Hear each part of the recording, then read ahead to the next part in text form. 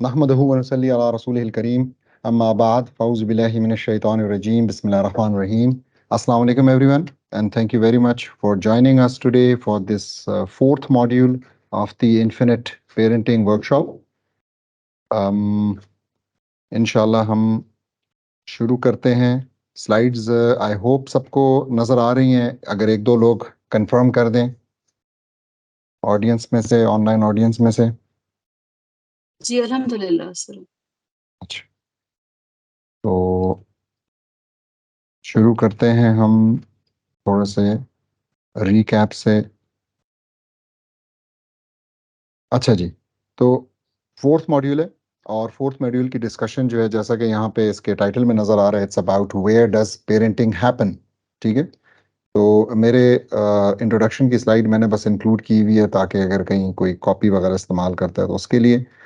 Recap from the previous modules. तो पहले module में हमने बड़ी सैर हासिल गुफ्तगू की दो दो चीज़ों के ऊपर। एक हमने ये डिस्कस किया कि एक पेरेंटिंग का फ्रेमवर्क होता क्या है। तो हमने ये डिस्कस किया था कि जनरली पेरेंटिंग की जो एडवाइस है वो कुछ टिप्स होती हैं, कुछ बेस्ट प्रैक्टिसेस होती हैं, कुछ टैक्टिक्स होती हैं, मगर कोई प्रॉपर होलसम फ्रेमवर्क यूजुअली हमें नहीं नज़र आता। तो हमने इंशाल्लाह अल्हम्दुलिल्लाह वो प्रेजेंट किया कि वो होता क्या है, और अब हम प्रेजेंट कर रहे हैं कि हमारा एग्जैक्टली फ्रेमवर्क है क्या। दूसरी चीज़ जो थी, हमने इन्फिनिटनेस, जो इसके नाम के अंदर इन्फिनिट पेरेंटिंग आ रहा है, तो उस इन्फिनिटनेस को एक्सप्लेन किया कि what do we mean by that, और कितने मुख्तलिफ तरीकों से इन्फिनिटनेस का एक डायरेक्ट ताल्लुक है इसके साथ, पेरेंटिंग के साथ।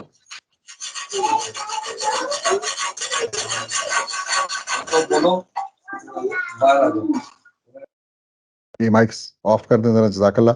फिर इसके बाद हमने सेकंड मॉड्यूल में डिस्कशन सामने रखी कि ये जो वाई ऑफ पेरेंटिंग है, कि हम पेरेंटिंग क्यों करते हैं, हमारी मोटिवेशन क्या है पेरेंटिंग करने की, हमारा पर्पस क्या है। और उसको हमने अल्हम्दुलिल्लाह जोड़ा इस बात के साथ कि हमारी ज़िंदगी का सबसे बड़ा वाई क्या है, so the biggest why of our life. और वो हमारा पर्पस है, उसको हमने समझा, डिस्कस किया, और फिर उसके बाद हमने जो हमारा वाई ऑफ पेरेंटिंग है उसको उस पर्पस के साथ कनेक्ट किया, ताकि एक बड़ा ही मीनिंगफुल सा सफ़र हो जाए, जिसकी डायरेक्शन भी हमें क्लियर हो, जिसकी डेस्टिनेशन भी हमें क्लियर हो, और जो कि जिसके लिए हम बहुत मोटिवेटेड भी हों। फिर उसके बाद तीसरे मॉड्यूल के अंदर हमने डिस्कस किया कि जी what are the limits of our parenting. तो हमने उसके अंदर कुछ एक अपर लिमिट भी देने की कोशिश की और एक लोअर लिमिट भी देने की कोशिश की। तो अपर लिमिट हमने ये बताया कि हमारे हाथ में अपनी एफर्ट है, एफर्ट के अलावा जो है आउटकम जो है वो अल्लाह सुब्हाना ताला के हाथ में है। और लोअर लिमिट के हवाले से हमने ये बात की कि किस तरीके से जो हम जब अपने पेरेंटिंग हम करते हैं तो हमें बहुत सारे चैलेंजेस का सामना करना पड़ता है। बच्चे जो है ना कभी कभी टेम्पररीली नाराज़ होते हैं, टेम्पररीली गुस्सा होते हैं। तो हमने कैसे गिव इन नहीं करना उन सिचुएशन को, बल्कि अपने प्रिंसिपल्स को फॉलो करते हुए अपनी पेरेंटिंग करते रहना है। तो इसके हवाले से फिर मैंने एक रीडिंग असाइनमेंट भी बनाई। मैं यहाँ पे भी अपोलोजाइज कर दूं कि इस दफ़ा जो है मुझे बहुत टाइम लग गया और वो मैंने आज ही भेजी है। तो मैं एक्सपेक्ट नहीं कर रहा कि सारे लोग या ज़्यादा लोग आज कर लेंगे, तो आपके पास टाइम है, अगला हफ्ता भी है। तो ये इस आज के मॉड्यूल की भी रीडिंग असाइनमेंट आ जाएगी, तो आप बेशक जो है ना अपना टाइम लें और टाइम लगाकर उसको करें, दैट्स नॉट एन इशू। लेकिन अब जो है वो रीडिंग असाइनमेंट और क्विज 3 शेयर हो चुका है ग्रुप के अंदर, तो आई एक्सपेक्ट कि आप लोग उसको कर लेंगे इंशाल्लाह। अच्छा जी, तो let's move to the today slides now. मैं एक मिनट यहाँ पे इसको ज़रा सा खामोश कर दूं।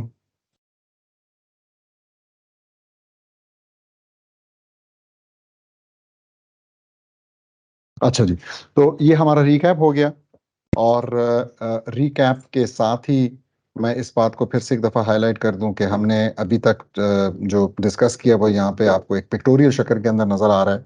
तो हमने why to bother, how much to bother and when to start, ये हमने चीज़ें डिस्कस कर ली हैं। Now we are moving on to where to implement, और आज जो है ना हमारी डिस्कशन वेयर टू इम्प्लीमेंट के ऊपर होगी। अच्छा जी, तो जाहिर सी बात है, एवरीवन नोज के पेरेंटिंग जो है उसकी प्रैक्टिस, उसकी implementation and it's happening in the homes, तो ये घरों के अंदर हो रही है।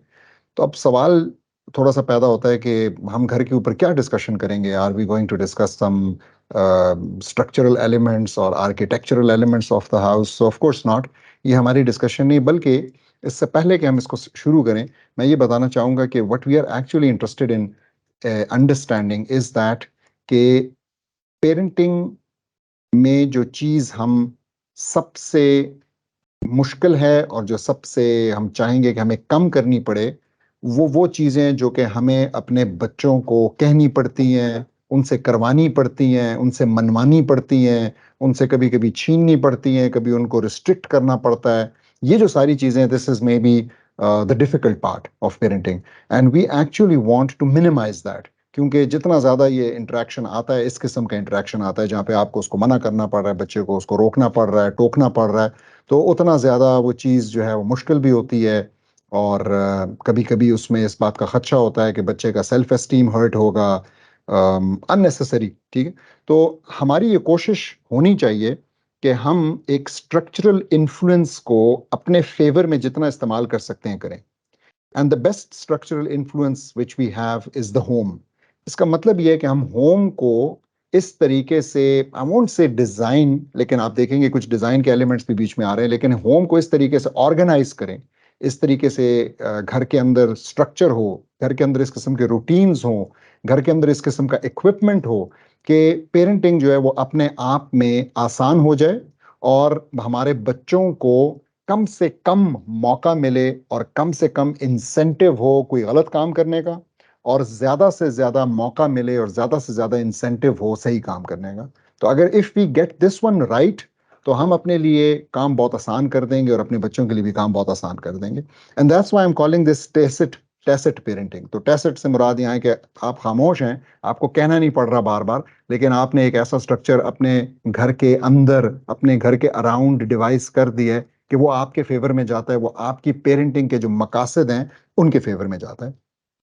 तो इसको हमने नाम दिया है रेस्क्यूअर का। So the concept is that home is a rescuer for children. You want to rescue your children from all the problems which are out there in the world, and there are many. हमने बहुत सारे discuss भी किए हैं, कुछ हम आज भी डिस्कस करेंगे, and you can manage that by following this rescuer acronym. तो ये rescuer acronym क्या है, घरों के अंदर क्या चीज होनी चाहिए? So we start with the R which is for resources, अभी मैं डिटेल में सबको एक्सप्लेन करता हूँ। And then we have the E for environment, we have the S for structure, we have the C for collaboration, we have the U for unity, we have the E for entertainment, तो हमसे ये भी नहीं भूली, and we have the R for reading culture at home। तो अब देखते हैं इन सबको डिटेल में स्टडी करते हैं कि ये क्या है। So the first one is resources.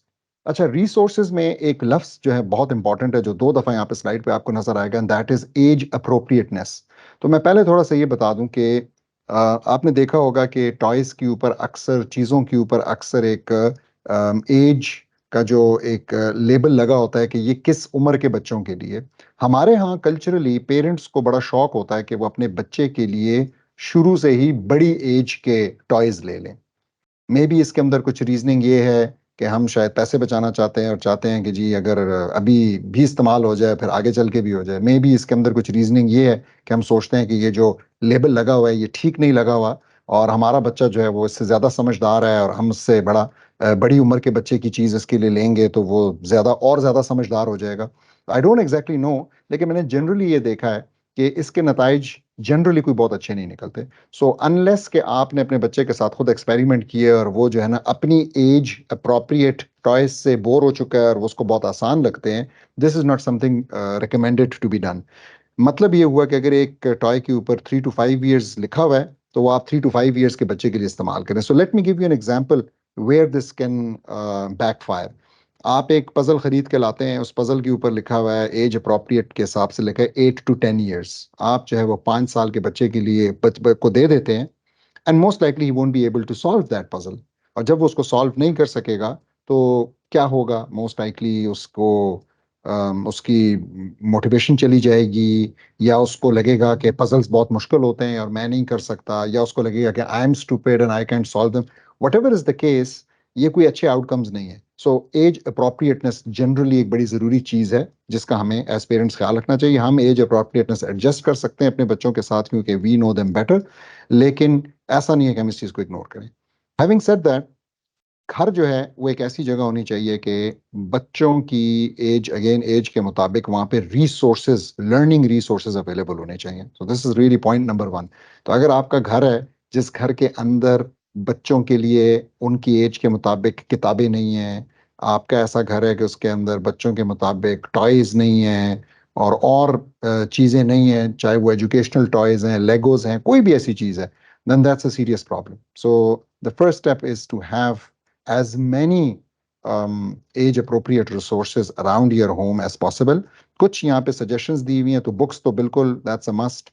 Educational toys भी बहुत ही अच्छी चीज़, और अब उसके अंदर भी बहुत एडवांसमेंट हो चुकी है। बहुत मुख्तलिफ किस्म के वो लकड़ी से बने हुए, प्लास्टिक से बने हुए ऐसे टॉयज आते हैं जिससे कि बच्चे जो हैं वो उनकी क्रिएटिविटी में इजाफा होता है, वो सोचते हैं, वो प्रॉब्लम सॉल्विंग सीखते हैं, वो क्रिटिकल थिंकिंग सीखते हैं। एक बहुत ही अच्छा और सस्ता टॉय जो है वो मैग्नीफाइंग ग्लास है।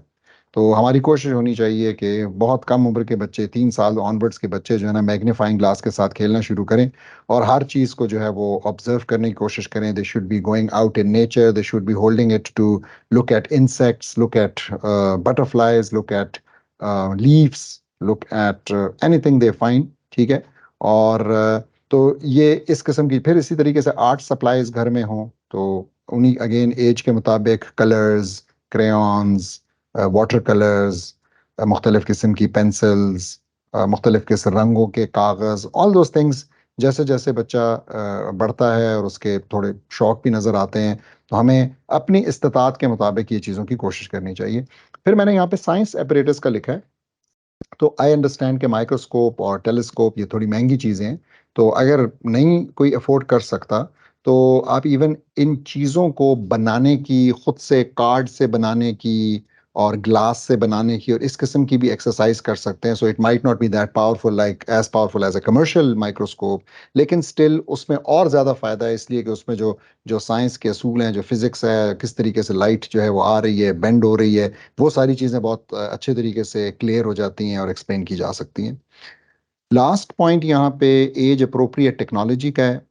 मैं जनरली टेक्नोलॉजी से मना करता हूँ, लेकिन जाहिर सी बात है कि जहाँ हमारे फ़ायदे में जाती है हमें इस्तेमाल करनी चाहिए।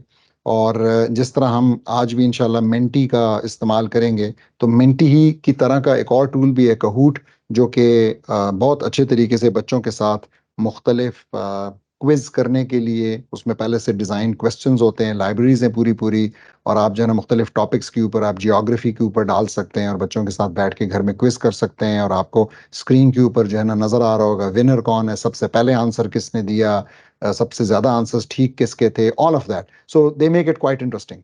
तो कहूट है, इसी तरह जैसे मेंटी हम इस्तेमाल करते हैं, उसमें भी काफ़ी हद तक ये ऑप्शंस अवेलेबल हैं। और फिर उसके बाद यूट्यूब चैनल्स हैं, तो हम टेक्नोलॉजी का इस्तेमाल करना चाहते हैं तो उसमें हम यूट्यूब का भी इस्तेमाल करेंगे। और फिर आपने लेकिन वहाँ पे मेहनत करनी है, देखना है कि कौन से चैनल्स का कंटेंट ठीक है, कौन से चैनल्स का कंटेंट जो है वो एज अप्रोप्रिएट है फॉर योर चिल्ड्रन।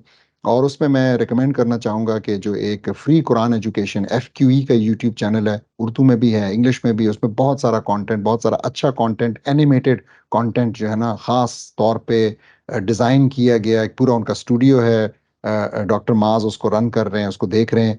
तो वो बहुत उन्होंने काम किया है, और ज़्यादातर उनका जो कंटेंट है वो कुरान और कुरान की स्टोरीज के ऊपर बेस करता है। तो ये कुछ चीज़ें हैं जो कि रिसोर्सेज के हवाले से हम कर सकते हैं। That's the first point. We move on to the second point, और वो एनवायरनमेंट का है। सो कैसा एनवायरनमेंट घर के अंदर होना चाहिए, the physical environment, we are talking about the physical environment. तो सबसे पहली जो चीज़ है वो ये कि हमें कोशिश करनी चाहिए, जो कि आज के दौर में बहुत मुश्किल होता जा रहा है, लेकिन कि हम अपने घरों को as close to nature as possible रखें। व्हाट डज दैट मीन, हम क्या कर सकते हैं?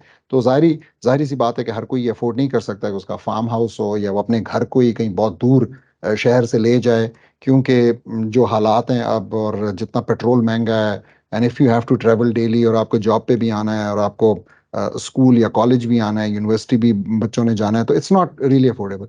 लेकिन still what you can do is you make your effort to bring nature into your home as much as possible. So whether it is in form of having a small green patch or a garden in your home, और वहाँ पे फिर आप जो है ना ये plants उगा रहे हैं, इवन सब्जियां उगा रहे हैं, आप उसके अंदर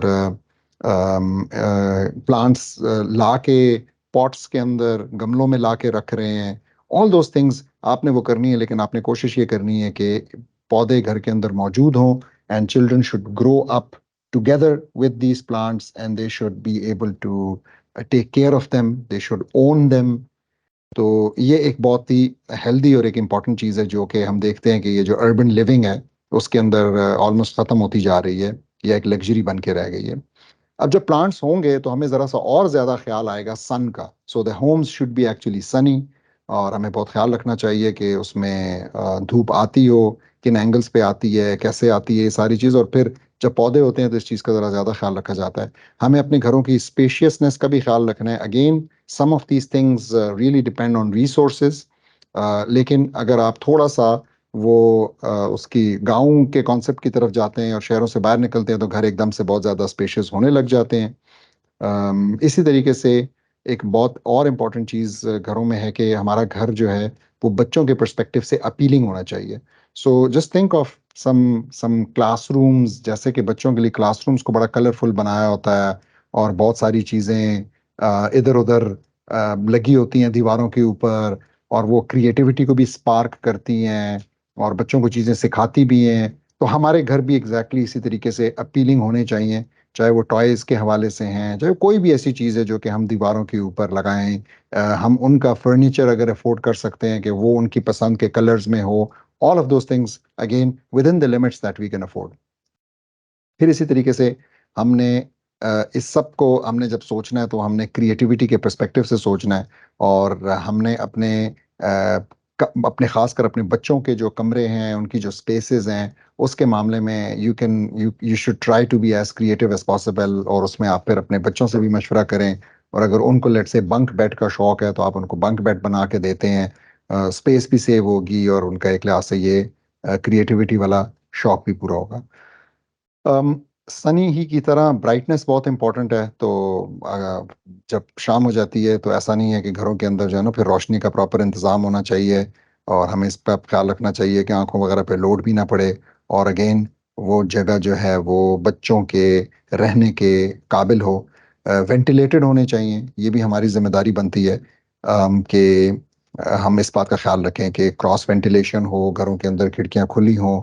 ये सारी चीज़ें, तो ये वो प्रैक्टिकल चीज़ें हैं जो कि एक घर को लिवेबल बनाती हैं, और सबकॉन्शियसली बच्चे जो हैं फिर उस जगह पे ज़्यादा रहना पसंद करते हैं, टाइम स्पेंड करना पसंद करते हैं। It becomes their favourite place, which would be something very positive.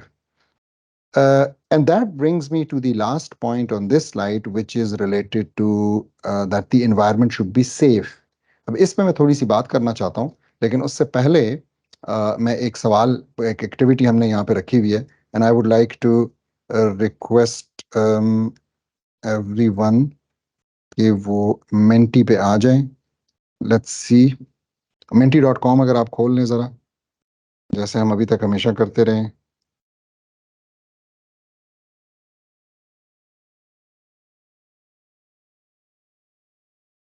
menti.com जब खुल जाएगा तो हमने कोड आपको स्क्रीन पे नजर आ रहा होगा, 32238545। अच्छा जी, चलें, शुक्र है, इट इज वर्किंग। तो आपको सवाल नजर आ रहा होगा यहाँ पे, what do you think makes a typical home. मैं यहाँ पे जब टिपिकल लिख रहा था तो मेरा दिल था कि मैं लिखूँ टिपिकल पाकिस्तानी होम, क्योंकि कुछ जो मसाइल हैं जो हम यहाँ पे सुनना चाहते हैं वो टिपिकल पाकिस्तानी होम के हैं। लेकिन let's say typical home unsafe for children, तो आपके ख्याल में आपको क्या लगता है कि वो कौन सी चीजें हैं जिसकी वजह से हमारा एक अमूमी घर बच्चों के लिए सेफ नहीं होता। So I usually can talk about this half an hour, लेकिन मैं आप लोगों से कुछ चीज़ें सुनना चाहता हूँ, तो अगर वो आप इसमें एंटर कर दें, एक लिख दें एंटर कर दें, या दो या तीन लिख के एंटर कर दें, और वो हमारे पास यहाँ पे फिर आ जाते हैं, तो हम उसको ये वो डिस्प्ले भी हो जाएंगे होपफुली खुद से। सो अच्छा जी। अम,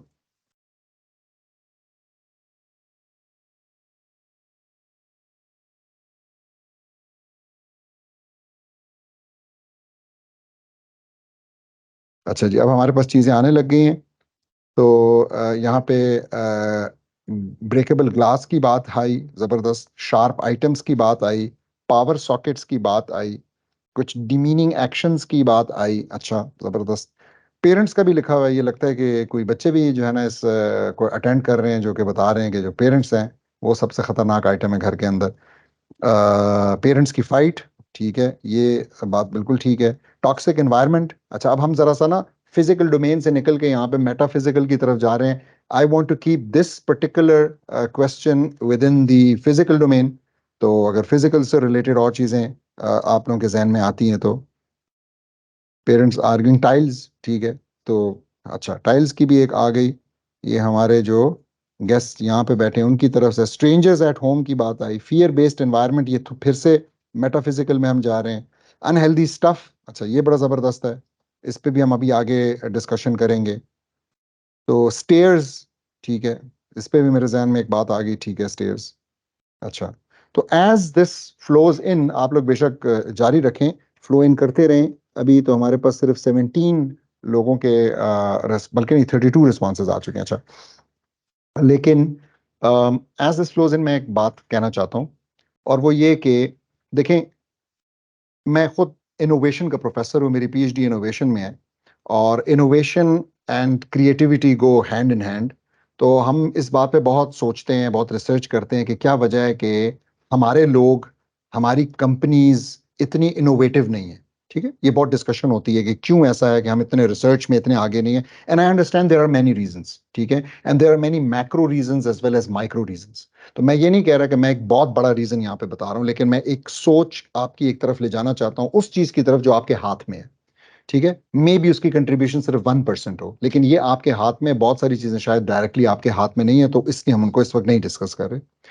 और वो ये है कि देखें, एक इंसान जो है वो क्रिएटिविटी और इनोवेशन उसके अंदर कहां से आती है। तो क्रिएटिविटी और इनोवेशन का जो सीड है, जिससे ये क्रिएटिविटी और इनोवेशन का पौधा फूटता है, उस सीड का नाम क्यूरोसिटी है, जो कि अल्लाह सुब्हाना ताला ने हर इंसान के अंदर डाली है। सो वी ऑल नो कि जब बच्चा पैदा होता है तो वो इंतहा, अगर वो एक हेल्दी बच्चा है तो वो इंतहाई क्यूरियस होगा, विच मीन्स के ही और she would want to test everything, touch everything, test everything. ठीक है, तो हमें ये बहुत बड़ा मसला होता है। एंड ही और she would want to roam around. ठीक है, तो एक बच्चे को ये अच्छा नहीं लगता कि वो एक जगह पे बंद होके बैठ जाए, और एक बच्चे को अच्छा ये नहीं लगता कि वो सिर्फ चीजों को देखे, बल्कि वो चीजों को टच करना चाहता है, वो चीजों चीजों को मुंह में डालता है, वो चीजों को पकड़ता है, ऑल ऑफ दैट। ठीक है, अब ऐसा है कि सवाल हमने अपने आप से ये पूछना है, दो मेन बातें हैं। पहली बात, आपके ख्याल में एक बच्चे की क्यूरोसिटी बढ़ेगी अगर हम उसको कंटिन्यूसली मना करेंगे इधर उधर जाने से, और चीजों को हाथ लगाने से, चीजों को टच करने से, चीजों को मुंह में लेने से, या क्यूरोसिटी कम होगी? व्हाट वुड यू से? तो हमें बड़ा क्लियरली पता है कि अगर हम मना करेंगे तो उसकी क्यूरोसिटी कम होगी। अगर हम उसको मना करेंगे, अगर हम उसको नहीं करने देंगे, मतलब एक टाइम के साथ, उस टाइम पे शायद मना करते हैं तो वो जिद करता है, लेकिन over a period of time our children will get used to not exploring things, not touching things, not holding them, not tasting them, whatever. ठीक है, और ये काम, अब दूसरा सवाल ये कि क्या हमारे घरों का माहौल ऐसा है कि हम अपने बच्चों को जनरली, खास तौर पे ये जितनी चीजें यहाँ पे लिखी थी इनके अंदर जो फिजिकल चीजें मेंशन थी, ठीक है, शार्प एजेस और पावर सॉकेट्स, क्या हमारे घरों का माहौल ऐसा है कि हम अपने बच्चों को आराम से अपनी क्यूरोसिटी को एक्सरसाइज करने दें और घर को एक्सप्लोर करने दें? क्या हम ऐसा कर सकते हैं? Can we leave our children for even 10 minutes कि वो जाएं और एक्सप्लोर करें? नहीं, हम ऐसा नहीं कर सकते। तो हम कंटिन्यूसली उसको मना कर रहे होते हैं, कंटिन्यूसली उसको पकड़ रहे होते हैं, हमारा दिल चाहता है कि हम उसको बांध के रख लें बेसिकली। ठीक है, हम उसको, और अब भी वो निकल भी आए हैं, वो पिंजरे निकल आए हैं, एक लकड़ी का पिंजरा साहब बना देते हैं और उसके अंदर जो है ना उसके दो चार टॉयज फेंक देते हैं और उसके अंदर उसको बंद कर देते हैं। और सबसे ज्यादा जब बच्चा जो है वो क्रॉलिंग शुरू करता है तो माँ बाप खुश होते हैं कि वो अपने बेड के अंदर हो ताकि उससे ना निकल सके। और फिर जब वो टाइम आता है कि वो उससे निकलना सीख जाता है, फिर नई परेशानी बन जाती है, फिर उससे बड़ा पिंजरा लेने की कोशिश करते हैं। तो सवाल ये है कि क्यों ऐसा है कि हम अपने बच्चों के लिए एक छोटी सी जगह घर के अंदर, इवन एक कमरा ऐसा नहीं बना पाते जो कि चाइल्ड सेफ हो, जहां पे इलेक्ट्रिसिटी के सॉकेट्स का हमें डर ना हो कि ये सॉकेट्स उसको हार्म करेंगे। क्यों नहीं हम अच्छा, अब जब मैं ये कहता हूं तो देखें, जिस वक्त मेरे बच्चे पैदा हुए, मैं उस वक्त जर्मनी में था, तो वहां पे आप जाके बड़े आम से किसी स्टोर में भी पूरे घर को चाइल्ड सेफ बनाने का सामान खरीद सकते थे। तो आपको एक किट मिलती थी जिसके अंदर कोई 10 ऐसे प्लास्टिक के वो कवर्स थे जो कि प्लग्स के अंदर जाके लग जाते हैं, जिसके बाद जो है ना उस प्लग के अंदर आप तो वो सॉकेट घुसा सकते हैं, उस सॉकेट के अंदर आप तो प्लग घुसा सकते हैं मोड़ के यूं करके, लेकिन एक बच्चा नहीं उसके अंदर अपनी उंगली डाल सकता। इसी तरीके से हर मेज के एज के लिए आपको उसके अंदर जो है ना वो फोम से मिल जाते हैं जो आप एजेस पे लगा देते हैं, ताकि बच्चा अगर वॉक करना सीख रहा है सब कुछ तो उसका उसका वो जख्मी उससे ना हो सके।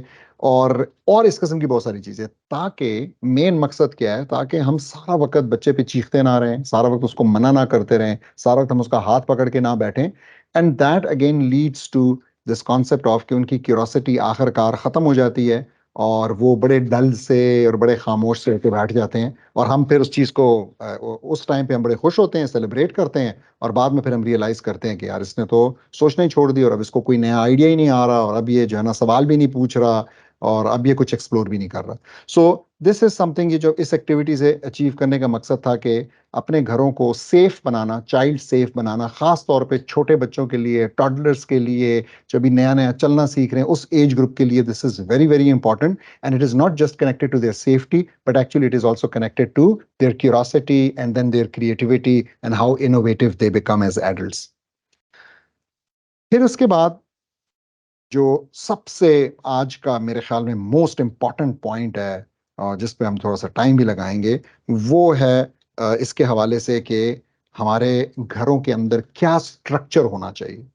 When I talk about structure, this is not the civil structure कि बिल्डिंग का क्या स्ट्रक्चर है क्लियरली, बल्कि मुख्तलिफ किस्म के आप रूटीन्स अपने घर के अंदर, मुख्तलिफ किस्म की चीजों की प्लेसमेंट, मुख्तलिफ किस्म की आप ऐसी चीजें कर सकते हैं, आप अपने घर के अंदर ऐसा सिस्टम बना सकते हैं कि आप once that system in place, it will spare you a lot of yelling, a lot of fighting with your child, a lot of conflict घर के अंदर से निकल जाएगा। और जितनी जल्दी आप ये इन प्लेस कर लेते हैं, उतनी आपको ज्यादा आसानी भी होती है और ज्यादा टाइम के लिए आगे फायदा भी होता है। और जितना आप लेट हो जाते हैं इसमें, उतनी आपको फिर सारी उम्र फायर फाइटिंग करनी पड़ती है अपने बच्चों के साथ। So in order to explain that, मैं पहले एक दो एग्जांपल्स देता हूं और फिर उसके बाद मैं डिटेल में जाऊंगा।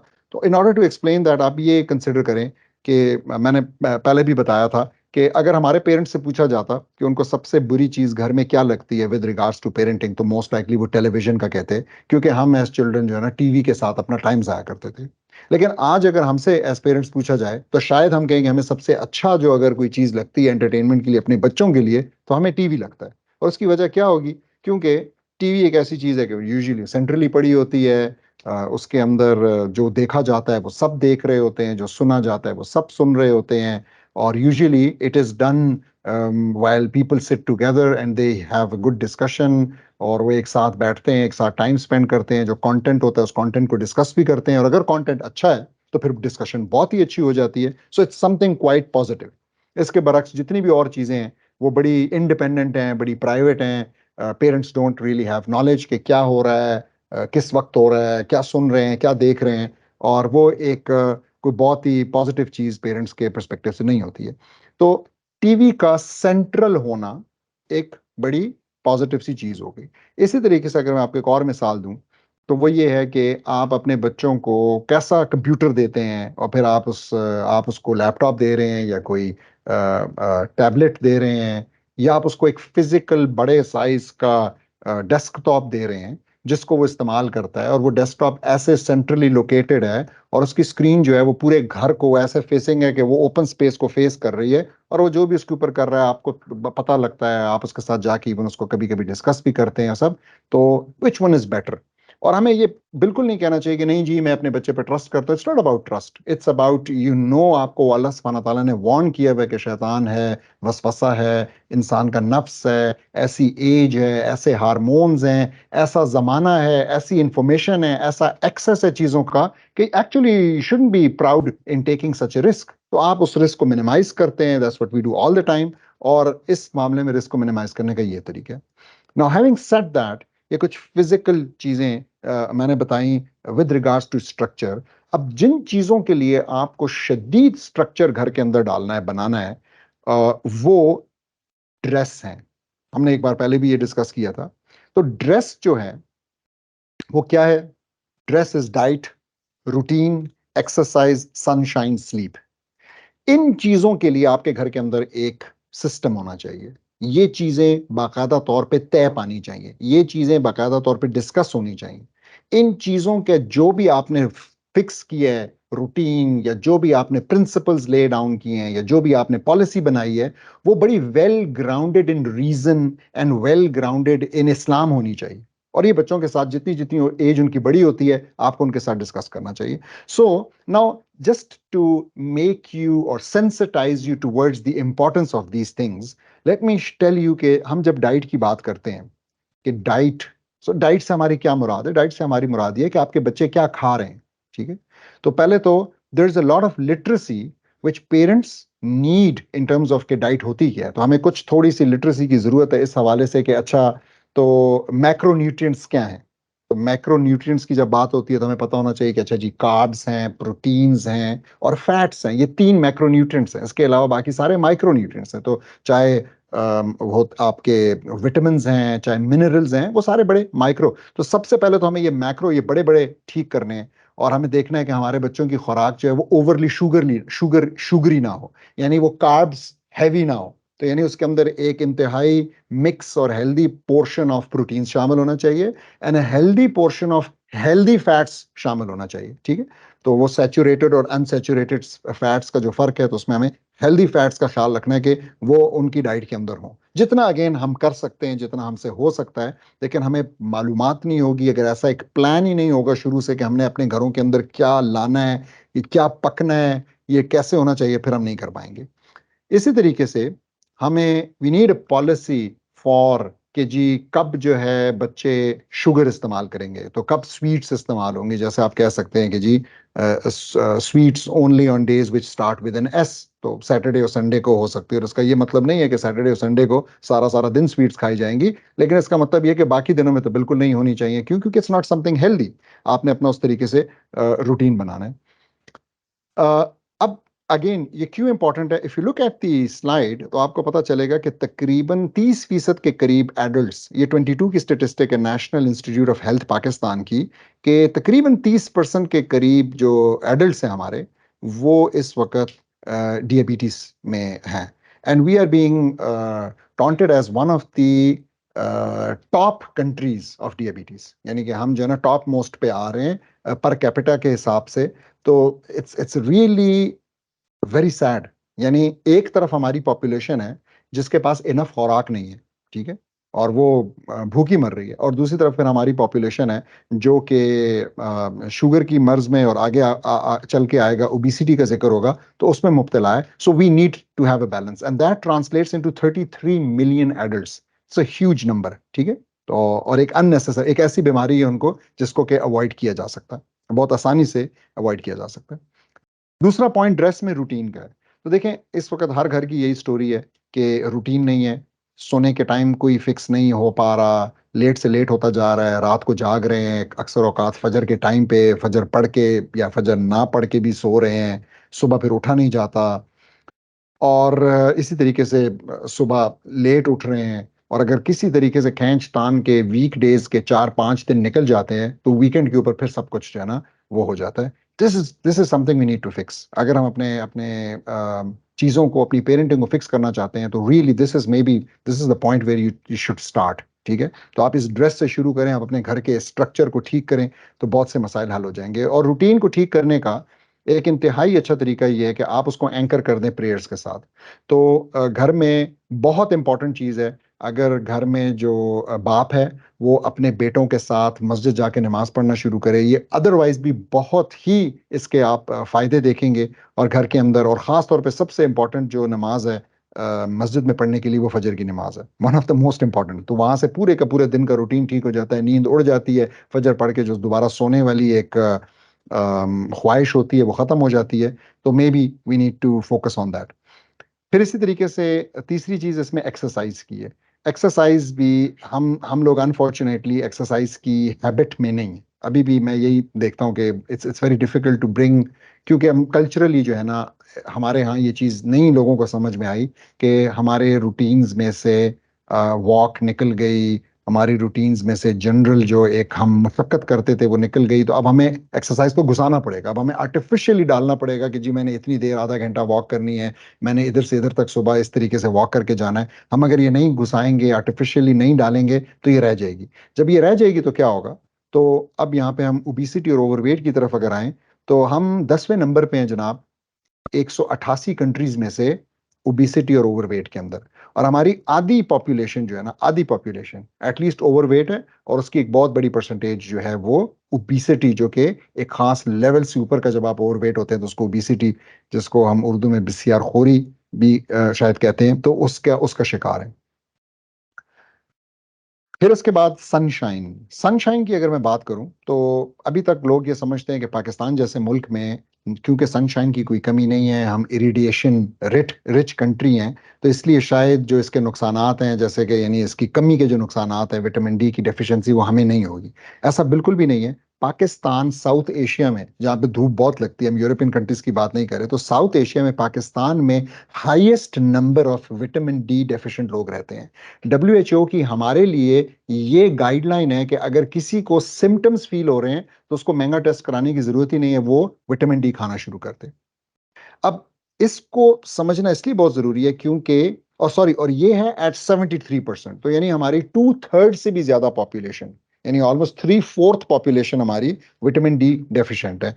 यानी अगर कहीं पे 100 लोग बैठे हैं तो तकरीबन 73 लोग जो है ना विटामिन डी डेफिशिएंट होंगे। तो we need to focus on this, because ये जो विटामिन डी की डेफिशिएंसी है, ये तकरीबन हर बीमारी को लीड करती है। इससे सिर्फ हड्डियों का, जोड़ों का दर्द वर्द नहीं होता, बल्कि इससे मतलब अगर आपके बच्चे अभी ग्रोथ की स्टेज में हैं तो इससे उनकी ग्रोथ इफेक्ट होगी, इससे उनके हार्मोन्स के लेवल्स जो है इफेक्ट होंगे, इससे उनके मूड्स इफेक्ट होंगे, इससे उनकी स्लीप इफेक्ट होगी, इससे उनकी लर्निंग इफेक्ट होगी। So we need to fix this. तो either you fix the sunshine at home, आप उसके लिए बनाए सिस्टम की, जी अब हमने फजर के बाद 2 घंटे जो अच्छा टाइम होता है उसमें धूप में निकलना है, वॉक करनी है। और you have to start thinking about कि फिर अगर एक विटामिन डी डिफिशियंसी है तो फिर आपने उसको उसको पूरा करना है थ्रू मेडिसिन, ठीक है। अच्छा, ये चीज़ जो है हमारी बेटियों के लिए, हमारी बहनों के लिए, उनके लिए और भी ज़्यादा इम्पॉर्टेंट है, इसलिए कि जब ख़वातीन ज़ाहिर पर्दा करती हैं, एक्सपोजर जो है सनलाइट का, क्योंकि वो स्किन के साथ होता है तो वो कम हो जाता है, तो ये डेफिशिएंसी डेवलप करने के चांसेस उनमें और बढ़ जाते हैं। लास्ट जो पॉइंट है वो इसमें ड्रेस के अंदर हमारा स्लीप का पॉइंट है। तो आप लोग शायद खुद भी ऑब्जर्व करते होंगे कि हम एक ऐसा सोसाइटी है जो कि स्लीप डेफिशिएंट है। तो हर कोई हर वक्त शिकायत कर रहा होता है कि जी मेरी नींद पूरी नहीं है। पता नहीं किस लिए जाग रहे होते हैं हम लोग, मोस्ट लाइकली स्क्रीन के लिए जाग रहे होते हैं, मोबाइल के लिए, फेसबुक के लिए, इन चीज़ों के लिए। मेरा पर्सनल एक्सपीरियंस तो यही है, अनफॉर्चुनेटली। लेकिन अगर आप देखें तो कुछ स्टडीज हुई हैं पाकिस्तान, खास पाकिस्तान के ऊपर, और वो ये बताती हैं कि स्टूडेंट्स जो हैं, यानी हमारी जो जवान नस्ल है, वो नॉन एग्जाम डेज में 40% लोग जो हैं वो स्लीप डेफिशिएंट होते हैं। तो 40% स्लीप डेफिशिएंट। और एग्जाम डेज में, जब एग्जाम्स चल रहे होते हैं, तो उसमें ये चीज 80% पे चली जाती है। Now this is extremely sad, because exams के अंदर आपको अगर तैयारी के साथ कोई चीज चाहिए in order to perform well, in order to learn well, that is sleep. तो अगर आपकी स्लीप नहीं है तो ना आपकी परफॉर्मेंस अच्छी होगी, ना आपकी लर्निंग अच्छी होगी, और आप शायद उसको टेम्पररली तो क्रैम कर लेंगे, वहां पे शायद जाके रिप्रोड्यूस भी कर लें, लेकिन वो आपके सिस्टम का, आपकी लर्निंग का हिस्सा नहीं बना। तो फायदा क्या हुआ? कुछ भी नहीं। तो उल्टा नुकसान हो गया कि आपकी सेहत भी उससे खराब हुई। तो we need to take dress very seriously, which means we need to focus on the overall structure in our homes, on the routines in our home, on the system in our homes, and we need to have a policy.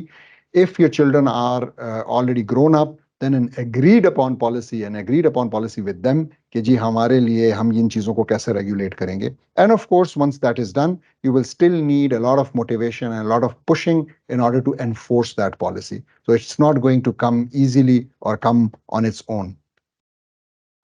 फिर उसके बाद हम आते हैं rescuer में, सी की तरफ। सो सी is collaboration. Collaboration तो एक तो बड़ा सिंपली हमें पता है कि हमें जो डिसीजन मेकिंग का प्रोसेस है उसमें जूं जूं बच्चे बड़े होते हैं हम उनको साथ लेके चलना है, ठीक है, हमने उनसे मशवरा करना है, उनकी इनपुट लेनी है। ये जो प्रोसेस है ये बहुत ज्यादा इंपॉर्टेंट है ताकि हम उनको मेच्योर कर सकें। मेच्योरिटी जो है इसी चीज से आती है। क्यों सहाबा इतनी कम एज में मेच्योर थे? Because they used to be part and parcel of the decision making process. उनके सामने होता था। उस टाइम पे ये रुझान नहीं था कि जब बड़े बात कर रहे हैं तो बच्चे को निकाल देते हैं कमरे से और कहते हैं कि तुम तो बाहर जाओ। ठीक है, as why do we need to do that? हमने क्या बातें करनी है जो कि बच्चा नहीं सुन सकता? क्यों हम ऐसी बातें कर रहे हैं जो कि हम बच्चे को? हमारी तो कोशिश होनी चाहिए कि उनको बुलाएं। और एक उम्र होती है जब बच्चा आके बैठना चाहता है और हम उसको भेजते हैं, और फिर एक उम्र होती है जब हम चाहते हैं कि अब वो आके बैठे और हम शिकायत करते हैं कि वो आता नहीं है, और फिर वो नहीं आता है इसलिए कि उस टाइम पे हमने उसके साथ ये वाला कनेक्शन नहीं बनाया होता और उसको हर वक्त इस माहौल से दूर रखा होता है। सो this is something extremely important जो कि हमें करने की जरूरत है। इसी तरीके से फिर जब आप ये मशवरे करने वाला काम, बच्चों से मशवरा लेने वाला और बाकी एक्टिविटीज में उनसे उनके साथ शरीक होने वाला एक एनवायरनमेंट कोलैबोरेट करने वाला बनाएंगे, तो फिर आप रिस्पॉन्सिबिलिटी डेलीगेट करने के काबिल होंगे। तो फिर आप हल्के हल्के काम जो है ना उनको दे सकेंगे, जिससे अगेन उनके अंदर मेच्योरिटी आएगी। इसी तरीके से एक कोलैबोरेशन का बहुत अच्छा एवेन्यू जो है वो स्कूल का जो काम है उसमें बच्चों की मदद करना है। लेकिन यहाँ पे मैं कॉशन कर दूं, मुझसे खुद भी इसमें काफ़ी गलतियां हुई हैं कि अगर आपका मिजाज जो है दुरुस्त नहीं है तो फिर शायद ये वाली जो चीज़ है ना ये बैकफायर करे। So you really need to be the person who is able to help the children with their homework. Particularly maths के अंदर बहुत गड़बड़ होती है, बापों की कुछ और एक्सपेक्टेशन होती है, बच्चों का कुछ और लेवल होता है, और it gets very sometimes difficult for fathers to guide their children. लेकिन ये कोई एक्सक्यूज नहीं होना चाहिए। You need to fix yourself. वो जो फिक्स योर सेल्फ वाली चीज़ है वो नेक्स्ट मॉड्यूल में इंशाल्लाह आएगी कि हमने अपने आप पे कैसे वो करना है। लेकिन this is a golden opportunity. तो जो भी ऐसा काम है, खास तौर पे स्कूल से बहुत दफ़ा एक्स्ट्रा करिकुलर चीज़ें भी मिलती हैं, तो कोई ड्राइंग की चीज़ मिलती है, कुछ बनाने की असाइनमेंट मिलती है, तो उसको भी हमें करना चाहिए।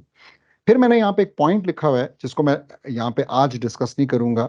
उसको हम इंशाल्लाह लास्ट मॉड्यूल में अपनी जो केस स्टडीज करेंगे उसमें से एक केस स्टडी के अंदर उसको डिस्कस करेंगे। लेकिन मैंने एज ए क्वेश्चन मार्क लिखा है कि होम स्कूलिंग। तो मुझे पता है बहुत से पेरेंट्स मुझसे पूछते रहते हैं, अभी भी पूछते हैं कि होम स्कूलिंग के बारे में आपका क्या ख्याल है। तो इंशाल्लाह हम इसको टुवर्ड्स दी लास्ट मॉड्यूल इसको थोड़ा डिटेल में डिस्कस करेंगे, आज नहीं हम करते।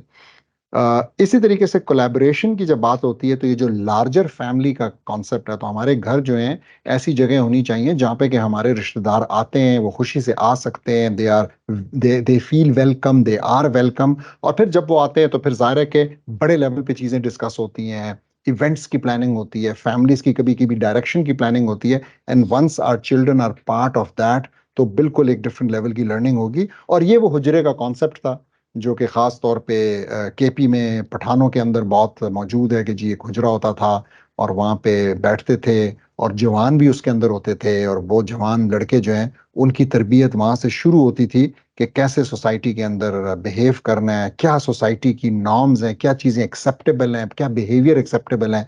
तो हमें ज़रूरत है कि हम दोबारा से उसका उस तरह का एक कोलैबोरेटिव एनवायरनमेंट अपने घरों से शुरू करके सोसाइटी के अंदर इंशाल्लाह लेकर आए। फिर उसके बाद हम बात करते हैं रेस्क्यूअर्स में यू की। And the you stands for unity. अब घर घर नहीं होगा अगर घर के अंदर यूनिटी ना हो। अब यूनिटी से क्या मुराद है? किस चीज में हमें एक पेज पे होने की जरूरत है, किस चीज में हमें यूनिफाइड होना चाहिए? तो हमें जो है वो मेनली तीन चीजों में यूनिफाइड होना चाहिए। तो हमें कॉमन पर्पस पे यूनिफाइड होना चाहिए, हमें कॉमन गोल्स पे होना चाहिए, और हमें कॉमन वैल्यूज के ऊपर होना चाहिए। कॉमन पर्पस की जब मैं बात करता हूं तो हमारा जो दूसरा मॉड्यूल था उसके अंदर हमने पर्पस के ऊपर, वाई के ऊपर बात की, द रीजन ऑफ एग्जिस्टेंस पे बात की। तो ये वो चीज है जिसके ऊपर हमें एक होना चाहिए। तो हमारे बच्चे भी यही समझे कि हमारा दुनिया में आने का मकसद जो है वमा खलक़तुल जिन्ना वल इंसा इल्ला लियअबुदून के अलावा कुछ नहीं है। तो उसके ऊपर हम एक हो जाएं। फिर गोल्स, तो हम अपने लिए कोई भी गोल्स रख सकते हैं। कुछ शॉर्ट टर्म गोल्स होंगे, कुछ लॉन्ग टर्म गोल्स होंगे। तो जो भी गोल्स हमने अपने लिए सेट किए हैं और अपने घर के लिए और अपनी औलाद के लिए सेट किए हैं, उस पर हमें एक पेज पे होना चाहिए। और मजे की बात यह कि फिर हमारा घर जो है वो उस गोल के लिए इस्तेमाल भी होना चाहिए, वो उस मिशन के लिए इस्तेमाल भी होना चाहिए। तो अगर आप जो है लेट से आप कुरान की तरवीज का गोल लेके चलते हैं, तो फिर आपके घर के अंदर कुरान के दुरूस होने चाहिए, फिर लोग जो है ना आने चाहिए। तो फिर जो है आप कह सकते हैं कि हम एक पेज पे, और उन दुरूस के अंदर जो सबसे ज्यादा एक्टिव होने चाहिए वो आपके अपने बच्चे होने चाहिए, कि वो उसके अंदर पार्टिसिपेट कर रहे हो, वो सीखने में भी हो, सिखाने में भी हो। So they need to be part of that. इससे यूनिटी आएगी। और इसी तरीके से आखिरी जो चीज है वो वैल्यूज की है। Now values is a very tricky subject and a very misunderstood one, तो इसलिए मैंने इस पे भी एक एक्टिविटी रखी हुई है आज के, ये वैल्यूज क्या होती हैं, हम कौन सी वैल्यूज की बात कर रहे हैं। तो आप लोग अगर फिर से अपना थोड़ा सा ये मेंटी को खोल लें और ये देखें और ये बताएं कि एक क्वेश्चन यहाँ पे लिखा हुआ है, मैं देख लूं कि ये प्रॉब्लम तो नहीं कर रहा। अच्छा, चलें। So I don't think I be able to figure the problem out in this short time, तो इसलिए व्हाट आई डू इज, आपको स्लाइड नजर आ रही है, तो हम थोड़ा सा तीन चार लोग अगर अपना फीडबैक दें कि what common values can you think of necessary for parents to inculcate. तो सवाल बेसिकली ये है कि मैं वैल्यूज की अंडरस्टैंडिंग चेक करना चाहता हूँ, व्हाट आर द वैल्यूज जो कि आप अपने बच्चों के अंदर डालना चाहते हैं, या इससे भी पहले वैल्यूज होती क्या हैं। तो अगर मैं कहूं कि वैल्यूज होती क्या हैं, तो इसको जरा सा समझ लें। This is one of the words जो कि मुझे अपनी पेरेंटिंग जर्नी में बहुत तंग करता था कि जी वैल्यू क्या है। तो देखिए जी, वैल्यू बहुत सिंपल सी बात है। Value is something that you value. So any concept that you value, any virtue that you value, any habit that you value is a value। ठीक है। तो अब हमने देखना यह है कि हमारे घरों के अंदर जिस चीज को, किस चीज को वैल्यू किया जा रहा है। ठीक है। सो वेरी सिंपली हमारे घरों के अंदर फॉर इंस्टेंस पैसे को वैल्यू किया जा सकता है। हमारे घर के अंदर जो है वो ग्रेड्स को वैल्यू किया जा सकता है, नंबरों को वैल्यू किया जा सकता है। हमारे घरों के अंदर और बहुत सारी चीजें हो सकती है, या फिर बड़ी पॉजिटिव चीजें हो सकती हैं कि हमारे घर के अंदर नमाज को वैल्यू किया जाए, और इसी तरीके से नमाज का छूटना जो है उसका सौग मनाया जाए, उस पर लोग खफा हो कि यार कैसे नमाज रह गई, क्या हुआ मसला, किस वजह से रह गई। इसी तरीके से हमारे यहाँ देने को, लोगों को देने को, being being philanthropic and being kind towards others, इसको वैल्यू किया जाए। तो ये बेसिकली डिस्कशन है, बल्कि मैंने तो सामने रख ही दिया। तो we need to really think कि क्या वैल्यूज हैं जिनको हम इनकलकेट करना चाहते हैं, प्रोमोट करना चाहते हैं। And honestly this is something for the parents, husband and wife, to sit down and decide upon. If you ask me, तो ये वैल्यूज चार्ट, मतलब ये आपको राइट डाउन करनी चाहिए, जॉट डाउन करनी चाहिए पीस ऑफ पेपर के ऊपर कि वो कौन सी वैल्यूज हैं। और फिर जब आप बहुत सारे काम और बहुत सारी बातें करें जिस जो कि इख्तलाफ कर रही हो उन वैल्यू से, तो फिर एक दूसरे को पोलाइटली रिमाइंड भी कराना चाहिए कि ये वो वैल्यू नहीं है जो हमने एग्री अपॉन की थी कि हम चाहेंगे। क्योंकि होता यह है कि आपकी वैल्यूज आपके घर के अंदर एजेंडा को डोमिनेट करती हैं। एक बात। दूसरी बात, फ्रॉम ए पेरेंटिंग पर्सपेक्टिव एक और बहुत बड़ा मसला ये है कि अगर हमने वैल्यूज सेट नहीं की क्लियरली, तो मे बी अक्सर होता ये है कि पेरेंट्स जब 40 क्रॉस करते हैं तो फिर उनको उन वैल्यूज का ख्याल आता है जो कि उन्होंने असल में अपने बच्चों के अंदर नहीं डाली होती, और वहां से फिर एक इख्तलाफ शुरू हो जाता है। और वहां से हम कभी उसको जनरेशन गैप कहते हैं, कभी क्या, लेकिन असल में 40 के बाद हमें जो है थोड़ी सी आखिरत की परवाह परवाह बढ़ जाती है, थोड़ी सोच आने लगती है। ठीक है। और उस टाइम पे जो है ना, फिर हम कोशिश करते हैं कि अब वो वाली वैल्यूज डालें, but by that time it's already too late. तो ये जो यूनिटी का पॉइंट है उसके अंदर ये वैल्यूज का एक होना बहुत ज्यादा जरूरी है, और वो बहुत सी वैल्यूज हो सकती हैं। Again it is up to you to think about them. फिर उसके बाद हम सेकंड लास्ट पॉइंट की तरफ आ गए, और यहाँ पे भी एक बड़ी इंटरेस्टिंग हमने एक्टिविटी भी रखी हुई है। तो सेकंड लास्ट पॉइंट ये है कि जी घर जो है ना, हमारे होम्स एंटरटेनमेंट की भी सोर्स होने चाहिए, एंटरटेनमेंट का गढ़ होने चाहिए। क्यों नहीं, एंटरटेनमेंट बहुत जरूरी है। और वो एंटरटेनमेंट जो है उसकी एक बहुत ही इंपॉर्टेंट जो कैरेक्टरिस्टिक है वो ये है कि ऐसी एंटरटेनमेंट्स हों जो कि स्टिम्युलेट करें माइंड को भी और बॉडी को भी, इंटेलेक्ट को भी और फिजिकली भी आपके बच्चे को स्टिम्युलेट करें। ठीक है। तो जो भी एक्टिविटी होगी जिसमें ये दोनों स्टिमुलेट हो रहे हैं वो तो बहुत ही बेस्ट एक्टिविटी है। तो गेम्स अक्सर दोनों को करते हैं, खास तौर पे अगर प्रॉपर फिजिकल गेम्स हो। बोर्ड गेम्स यूजुअली एक को ही करते हैं सिर्फ। ठीक है। स्पोर्ट्स तो ज्यादातर स्पोर्ट्स दोनों को करते हैं। फिर पजल्स हैं जो कि इंटेलेक्ट के लिए हैं, कुछ एजुकेशनल गेम्स हैं मुख्तलिफ, आपके पास कंप्यूटर पे भी हैं जिनको मैं बहुत इंकरेज नहीं करूंगा, लेकिन आपके पास एजुकेशनल गेम्स हैं। करंट इवेंट्स को डिस्कस करने की हैबिट बहुत इंटरेस्टिंग है। इसी तरीके से रोल प्ले है। ठीक है। तो आप इवन अपने बच्चों के साथ उनको सिखा सकते हैं, आप उनके साथ रोल प्ले करें। तो कभी आप जो है ना बच्चा बन जाएं और वो पेरेंट बन जाए, कभी आप मेहमान बन जाएं और वो होस्ट बन जाए, कोई भी ऐसे रोल प्ले करें, बच्चे से बहुत सीखते हैं। इसी तरीके से इस सब के अंदर आपने ये समझना है कि इस एंटरटेनमेंट में लार्जर फैमिली भी एक हिस्सा हो।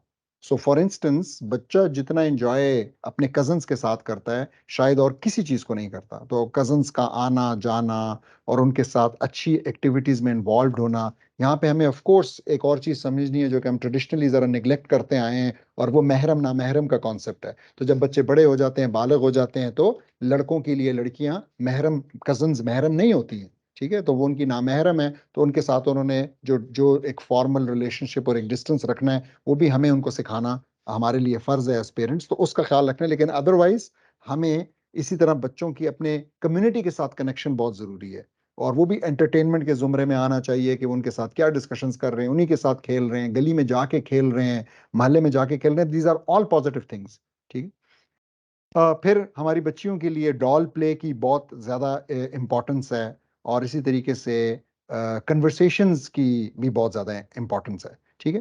तो फिर मैंने यहाँ पे एक एक्टिविटी रखी है, और वो एक्टिविटी है कि जी बेस्ट एंटरटेनमेंट क्या है। तो मोस्ट लाइकली अब हमारा ये काम नहीं करेगा, मैं एक दफ़ा ट्राई करता हूँ या दो दफ़ा ट्राई कर लूँगा, लेकिन आई थिंक कि जब ये मना कर देता है तो फिर ये मानता नहीं है। अपनी सी कोशिश करके देख सकते हैं स्टिल, लेकिन यूजुअली यही होता है कि ये फिर मानता नहीं है। नहीं, अच्छा, तो ये सेकंड एक्टिविटी हमने रखी थी आज, वो थी कि विच जो एंटरटेनमेंट की सोर्सेज है ना, तो which ones are the best sources of entertainment for children. और मैंने यहाँ पे आपसे पूछना था, और आप यहाँ पे बता सकते थे, आप उसको टिक क्रॉस कर सकते थे। मैं जरा सा 1 मिनट लगा के अगर फिर भी कोशिश करूं और पीछे एक दफा देख लूं कि ये क्या वजह हुई है कि ये काम नहीं कर रहा। अच्छा, हमने अभी तक ये एक किया था 58 रिस्पॉन्सेज वाला।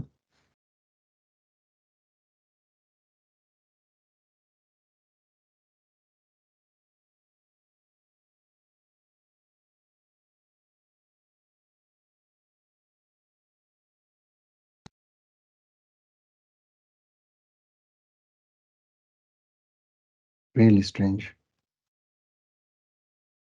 अच्छा, तो अच्छा, तो बहरहाल मैं अब आपको फिर यहाँ से बता देता हूँ कि मैंने जो लिखे थे ऑप्शंस जो लिखे थे उसके अंदर क्या क्या थे। तो देयर वाज प्लेइंग गेम्स जिसका हमने जिक्र किया, playing sports, playing board games, having discussions, current events और वॉचिंग मूवीज। तो आप इसमें से किसको सबसे हाई रेट करेंगे? अगर कुछ लोग जवाब दे दें, 4 5 6 10 लोग जवाब दे दें,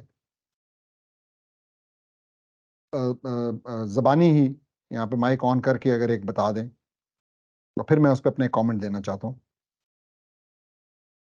बोर्ड गेम्स। अच्छा, बोर्ड गेम्स आया जी, ठीक है, एक था board sports. Game. Sports, sports. ठीक है। जैसे टेबल टेनिस और बैडमिंटन, इस तरह की चीजें। अच्छा, ठीक है, स्पोर्ट्स हो गए, बैडमिंटन, टेबल टेनिस बहुत एंजॉय करते हैं बच्चे, ठीक है, जबरदस्त, शक की बात नहीं है इसमें भी, ठीक है। और वॉचिंग इस्लामिक एंटरटेनमेंट, ठीक है। अच्छा, ये माइक माइक में थोड़ा सा इशू है, इस वाले को हमें नहीं आवाज आ रही। अच्छा, मैं जो यहाँ पे कहना चाह रहा था, डिस्कशंस, मैं playing outside. जी, playing, sorry, outside. Outdoor activities like going to the park or बिल्कुल सही, इस तरह की बिल्कुल चीजें। ऐसे, ठीक है जी, आउटडोर एक्टिविटीज, ठीक है, जज़ाकल्लाह खैर। आप लोग अपने माइक से बंद कर सकते हैं। तो मैं जिस चीज की तरफ यहाँ पे इशारा करना चाह रहा था वो ये है कि for parents you should have a goal in mind, और वो ये है कि आपने कुछ ऐसा माहौल क्रिएट करना है, आपने अपने आप को ऐसे डेवलप करना है एज ए पेरेंट कि आपकी डिस्कशन जो है वो आपके बच्चों के लिए हाई एंटरटेनमेंट वैल्यू हो जाए। यानी उसकी जो एंटरटेनमेंट वैल्यू है वो बच्चे बहुत बहुत वैल्यू करें, वो कहें कि जी हम अपने बाप के साथ, हम अपनी वालदा के साथ बैठना चाहते हैं और लंबी गप लगाना चाहते हैं, और उसमें टाइम का उनको ना पता चले। तो और उसके अंदर आप कुछ भी, you could talk about your past, you could talk about future, you could talk about plans, you could talk about politics, you could talk about what is happening around the world. कितने parents हैं जिन्होंने अभी तक अपने बच्चों के साथ जो मोरक्को में जिलजिला आया उसको डिस्कस किया? कितने पेरेंट्स हैं जिन्होंने अपने बच्चों के साथ लीबिया के अंदर जो सैलाब आया और उसमें जो हुकूमत की नालायकी शामिल है, ठीक है, ओवर द ईयर्स कि उन्होंने किस तरीके से डैम्स को निगलेक्ट किया, कितने पेरेंट्स ने वो डिस्कस किया अभी तक अपने बच्चों के साथ बैठ के? Trust me, you do that and they will listen to you.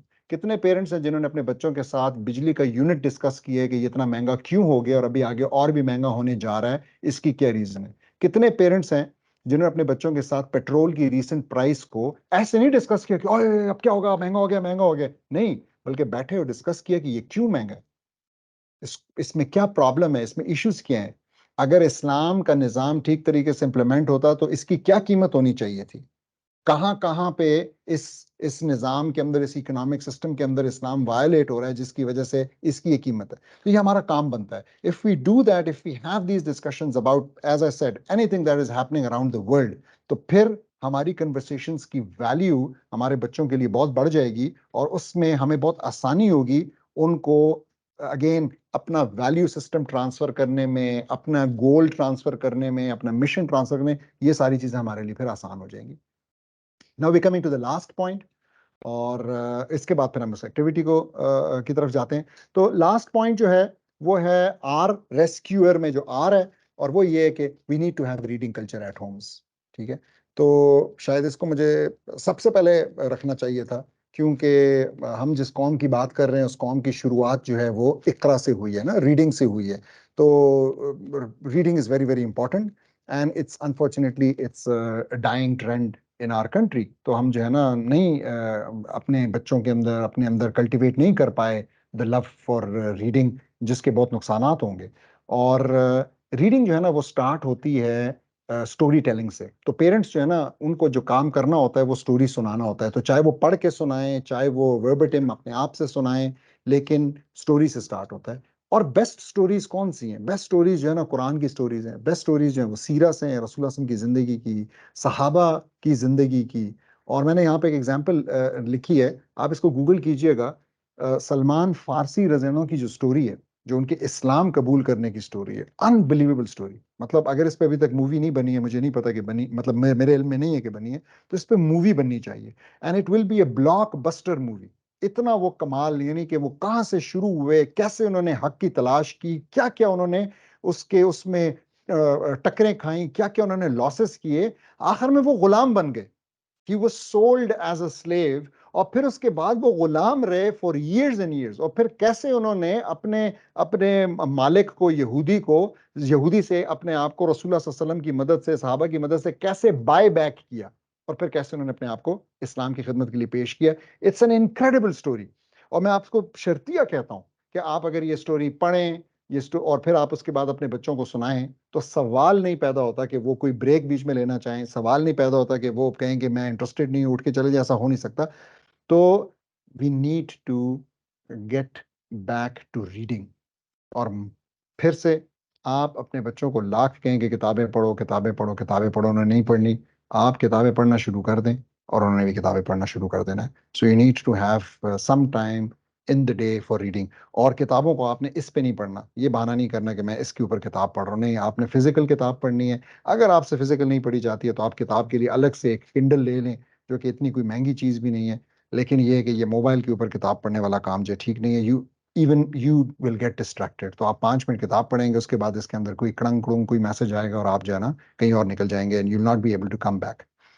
Okay, that brings us to our last slide for today, और वो एक एक्टिविटी है। तो एक्टिविटी ये है कि देखें, इस एक्टिविटी का बैकग्राउंड थोड़ा सा मैं बता दूं।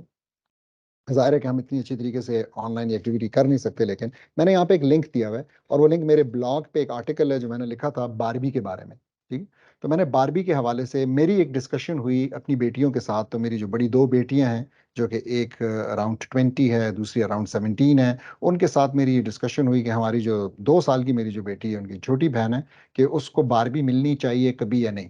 ठीक, और जब ये डिस्कशन शुरू हुई, क्योंकि बारबी मूवी आई हुई है एंड इट्स ऑल ओवर, तो डिस्कशन होती है, जहन में ख्याल आता है। तो जब ये डिस्कशन हुई तो उस डिस्कशन के दौरान मुझे एहसास हुआ कि there is a lot of misunderstanding with regards to Barbie, जो कि मुझे भी बहुत कुछ क्लियर नहीं था। और मैं जितना जितना उसके लिए पढ़ता गया, जितना जितना उसके लिए रिसर्च करता गया, वो चीज़ें मेरे ऊपर आश्कार होती चली गई। और मैं आखिर में इतना हैरान और परेशान हुआ कि मैंने कहा इस पे तो आर्टिकल लिखना चाहिए, and I think it became some 7-8 pages of an article, जिसका लिंक मैंने यहाँ पे दिया हुआ है। और उसकी मैं थोड़ी सी ना समरी अब मैं आपके साथ रखना चाहता हूँ। कॉन्टेक्स्ट क्या है? कॉन्टेक्स्ट ये है कि एज पेरेंट्स हम अपने घरों के अंदर चीजों को लाते हैं। हम अपने घरों के अंदर कभी डॉल उठा के ला रहे हैं, जिसका मैं अभी बताऊंगा। हम अपने घरों के अंदर कभी किसी मूवी को इजाजत दे रहे हैं आने की, कभी किसी इंस्ट्रूमेंट को इजाजत दे रहे हैं आने की। तो हमें बहुत सोचने की जरूरत है। ये एज पेरेंट्स बहुत बड़ी जिम्मेदारी है कि हम अपने घर के अंदर किस चीज को लेकर आ रहे हैं।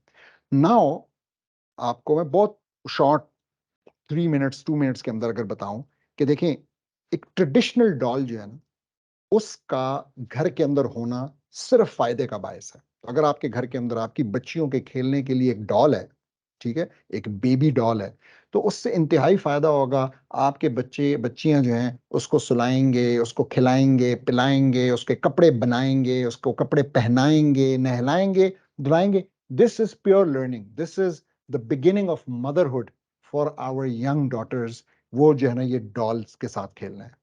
However, nothing of this is true for a Barbie. Rather, the complete opposite is true. आप सोच नहीं सकते कि कितने नुकसानात हैं बारबी के। तो वो मैंने थोड़े से उस आर्टिकल के अंदर रिसर्च करके विद मैनी प्रॉपर रेफरेंसेस दिए हैं, लेकिन मैं यहाँ पे बता दूं। सो फॉर इंस्टेंस, बारबी जो है वो असल में ब्यूटी स्टैंडर्ड्स प्रमोट कर रही है। तो वो लोगों को ये बता रही है कि खूबसूरती क्या होती है। बल्कि इससे भी पहले अगर मैं ये बताऊं कि बारबी का सबसे बड़ा प्रॉब्लम ये है कि Barbie is actually not a गुड़िया। गुड़िया की एज क्या होती है?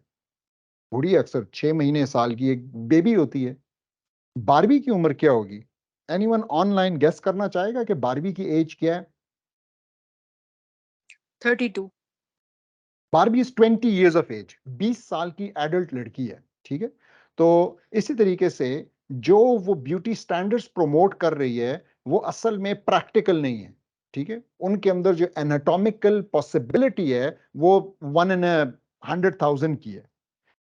और रिसर्च ये बताती है कि बच्चियां, और ये वेस्टर्न रिसर्च है, उन्होंने अपनी बच्चियों पे की कि जी 10 साल की बच्ची को आप 5 मिनट के लिए बारबी की तस्वीर दिखाएं, खाली बारबी दें भी नहीं, तस्वीर दिखाएं, तो बच्ची को अपनी बॉडी के ऊपर शक होने लग जाएगा।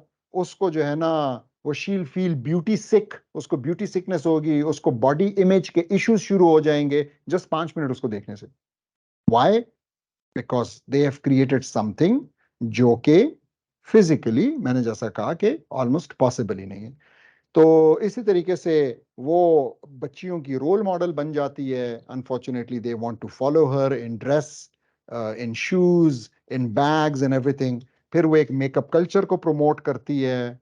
फिर वो क्रॉस ड्रेसिंग करती है। क्रॉस ड्रेसिंग बहुत खतरनाक चीज है। आजकल ये जो सारा जेंडर आइडेंटिटी क्राइसिस आया हुआ है, और हमें पता है कि रसूलुल्लाह सल्लल्लाहु अलैहि वसल्लम ने क्रॉस ड्रेसिंग से मना किया है, तो लड़कों को लड़कियों के कपड़ों से और लड़कियों को लड़कों के कपड़ों से मना किया है। अपने आप में एक लंबा टॉपिक है, सवाल हुए तो हम क्वेश्चन आंसर्स में डिस्कस कर लेंगे। फिर वो एज को डिफाई कर रही है। सो वो 50-60 साल पहले क्रिएट हुई थी और अभी भी उसी एज की है। That again creates a lot of pressure. और आज जितनी कॉस्मेटिक सर्जरीज हो रही हैं खासकर वेस्ट के अंदर, खाली इस एजिंग की वजह से, because people want to defy age now, they don't want to become old. फिर उसके बाद वो कंज्यूमरिज्म को बहुत प्रमोट करती है, और साथ ही में वो एक खास किस्म की इंडिपेंडेंस और एक खास किस्म के नेगेटिव एम्पावरमेंट का जो कॉन्सेप्ट फैला हुआ है उसको प्रमोट करती है। सो छोटी सी एक एक्टिविटी हमने की, या छोटी सी एक केस स्टडी हमने की उस आर्टिकल के हवाले से। आप आर्टिकल जरूर पढ़िएगा, लेकिन मैं चाहता था कि इंपॉर्टेंस का पता लगे कि something as seemingly harmless as a Barbie अपने घर ला के हम कितना बड़ा नुकसान कर सकते हैं। सो homes need to be places of learning, need to be places of safety, security, comfort for our children। और इसके अंदर क्या चीज आती है, हमें उसका पहरेदार बनना है। इसी तरीके से हम अपने घरों को कैसे स्ट्रक्चर करते हैं, क्या सिस्टम्स इन प्लेस करते हैं, this is something very very important for parenting. Once we get this straight, उसके बाद हमारे लिए पेरेंटिंग इंशाल्लाह बहुत आसान हो जाएगी। सो विद दिस वापस रीकैप के ऊपर, तो हमने अब why to bother, how much to bother, when to start और वेयर टू इम्प्लीमेंट हमने डिस्कस कर लिए। अगले में हम इंशाल्लाह who to work on, which is ourselves, हम वो बहुत डिटेल में डिस्कस करेंगे। और फिर उसके बाद आखिरी जो 4 सेशंस, बल्कि उससे आखिरी 4 सेशंस जो होंगे वो हमारे जो ग्रेटर गोल्स हैं, आसान यानी अकीदा, सेल्फ एस्टीम, अकलिया, नफ्सिया, उसके ऊपर होंगे। और लास्ट जो सेशन है 10th मॉड्यूल जो होगा, उसमें हम फिर इंशाल्लाह 4 केस स्टडीज डिस्कस करेंगे। तो ये हो गया, ये एग्जैक्टली यहाँ पे भी इसी तरीके से नजर आ रहा है कि नेक्स्ट क्या है और इसके बाद क्या आने वाला है। सो this is it from my side, जज़ाकल्लाह खैर। और अब मैं स्क्रीन को छोटा करके अगर क्वेश्चन आंसर्स हैं तो वी हैव अनदर 20-25 मिनट्स, तो हम क्वेश्चन आंसर्स ले लेते हैं जी। तो मैं ऑनलाइन से शुरू कर लेता हूँ और फिर उसके बाद जो फिजिकली अटेंड कर रहे हैं फिर उनकी तरफ हम आ जाएंगे। तो ऑनलाइन अगर किसी का सवाल है तो आप हैंड भी रेस कर सकते हैं, तो मैं आपका नाम पुकार लूंगा, और नहीं तो आप बात करना चाहें तो डायरेक्ट अपना माइक ऑफ करके बात कर सकते हैं जी। अस्सलाम वालेकुम रहमतुल्लाहि व बरकातहू। वालेकुम अस्सलाम। जी, सर ये आपका बहुत ही अच्छा जो है गाइडेंस मिल रही है इससे। मैं उस एज ग्रुप से ताल्लुक़ रखती हूँ जिसमें मेरे बच्चे जो हैं वो बड़े हो चुके हैं, ये छोटे बच्चे नहीं हैं। यानी सबसे बड़ा बच्चा मेरा 25 इयर्स का है। They are on the verge of being married and माशाल्लाह। तो काइंडली, क्योंकि आपकी गाइडेंस बहुत मुझे अपील कर रही है कि ये आप इस्लाम के गुणों के तहत हमें बता रहे हैं सब कुछ। तो थोड़ा-सा फ़ोकस आप फिर थोड़ी-सी ये इस वाली एज ग्रुप पे भी, यानी 20s में जो प्रैक्टिकल लाइफ में जाते हैं ना, साथ-साथ वो भी डिस्कस करते हैं, तो हम जैसों का भी बहुत भला हो जाएगा इसमें। उसमें एज़ पेरेंट्स, क्योंकि फ़ोकस तो पेरेंटिंग पे है ना, तो हमें एक ऐसा एक्ट करना चाहिए कि हम उनको वही एक और टूल जो है, जो घर के अंदर ही होता है, जिसमें उन्होंने प्रैक्टिकल लाइफ में जाना है। तो फिर हमें एज़ अ पेरेंट्स कैसे एक्ट करना चाहिए, ये भी बहुत इम्पोर्टेंट है। तो इसको ज़रूर कंसिडर कीजिएगा। That is not a question, that is a suggestion. ठीक है जी, बिल्कुल सही है, जज़ाकल्लाह खैर। इसका हम ख्याल रखेंगे। ओवरऑल मेरी यही कोशिश है कि मैं इस चीज को जितना एज इंडिपेंडेंट रख के बात कर सकूं, और वही बात के एक फ्रेमवर्क प्रेजेंट करें जिससे कि फिर अपनी अपनी एज ग्रुप के मुताबिक लोग खुद से सॉल्यूशंस और उसकी एप्लीकेशंस निकालें। लेकिन आपकी बात दुरुस्त है, कुछ सजेशंस ऐसी हैं जो कि बड़ी क्लियरली, या कुछ चीज़ें ऐसी हैं जो कि ज़्यादा इफेक्टिव और ज़्यादा रेलेवेंट एक खास एज ग्रुप के लिए होती हैं। जहाँ तक आपकी बात है बड़े बच्चों की, इंशाल्लाह इस अभी हमारे कितने 6 हफ्ते रह गए हैं, आज चौथा मॉड्यूल है। तो इंशाल्लाह 6 वीक्स के बाद हमारा फिर इरादा है कि हम कुछ थोड़ा सा जो हमारी जवान नस्ल है तो उनके लिए एक वर्कशॉप करने का इरादा है। एक सिंगल कोई 2-3 घंटे की, ऑनलाइन भी देखेंगे कर लेंगे और फिजिकली भी, जो कि मैरिज के मुतल्लिक है कि how to select a spouse. तो वो पेरेंट्स के लिए भी होगा कि अपने बच्चों के लिए अगर वो स्पाउस सिलेक्शन के प्रोसेस से गुजर रहे हैं तो वो कैसे करना है, और बच्चों के लिए भी, उसमें जवानों के लिए भी गाइडेंस होगी। तो कुछ स्पेसिफिक चीजें भी हैं इस फ्रेमवर्क से हटके जो हम इंशाल्लाह करेंगे दूसरे एज ग्रुप्स के लिए। जी, सुमैया नौमान ने नहीं, बल्कि पहले कुरतुल ऐन साहिबा ने हाथ उठाया हुआ है जी। आप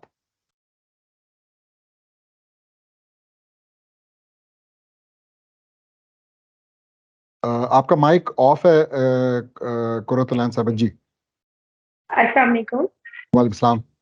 सर मुझे एक चीज़ जो बहुत ज़्यादा डेफिशिएंसी नज़र आ रही है, जो हमारे बच्चे हैं, यानी जो एज है राउंड अबाउट 3 to 10 वाली एज ना, इसमें बच्चों में एम्पैथी और सिम्पैथी का वो लेवल नहीं है जो हमारे टाइम पे था। यानी वो बस एक सेल्फिशनेस नज़र आती है उनमें।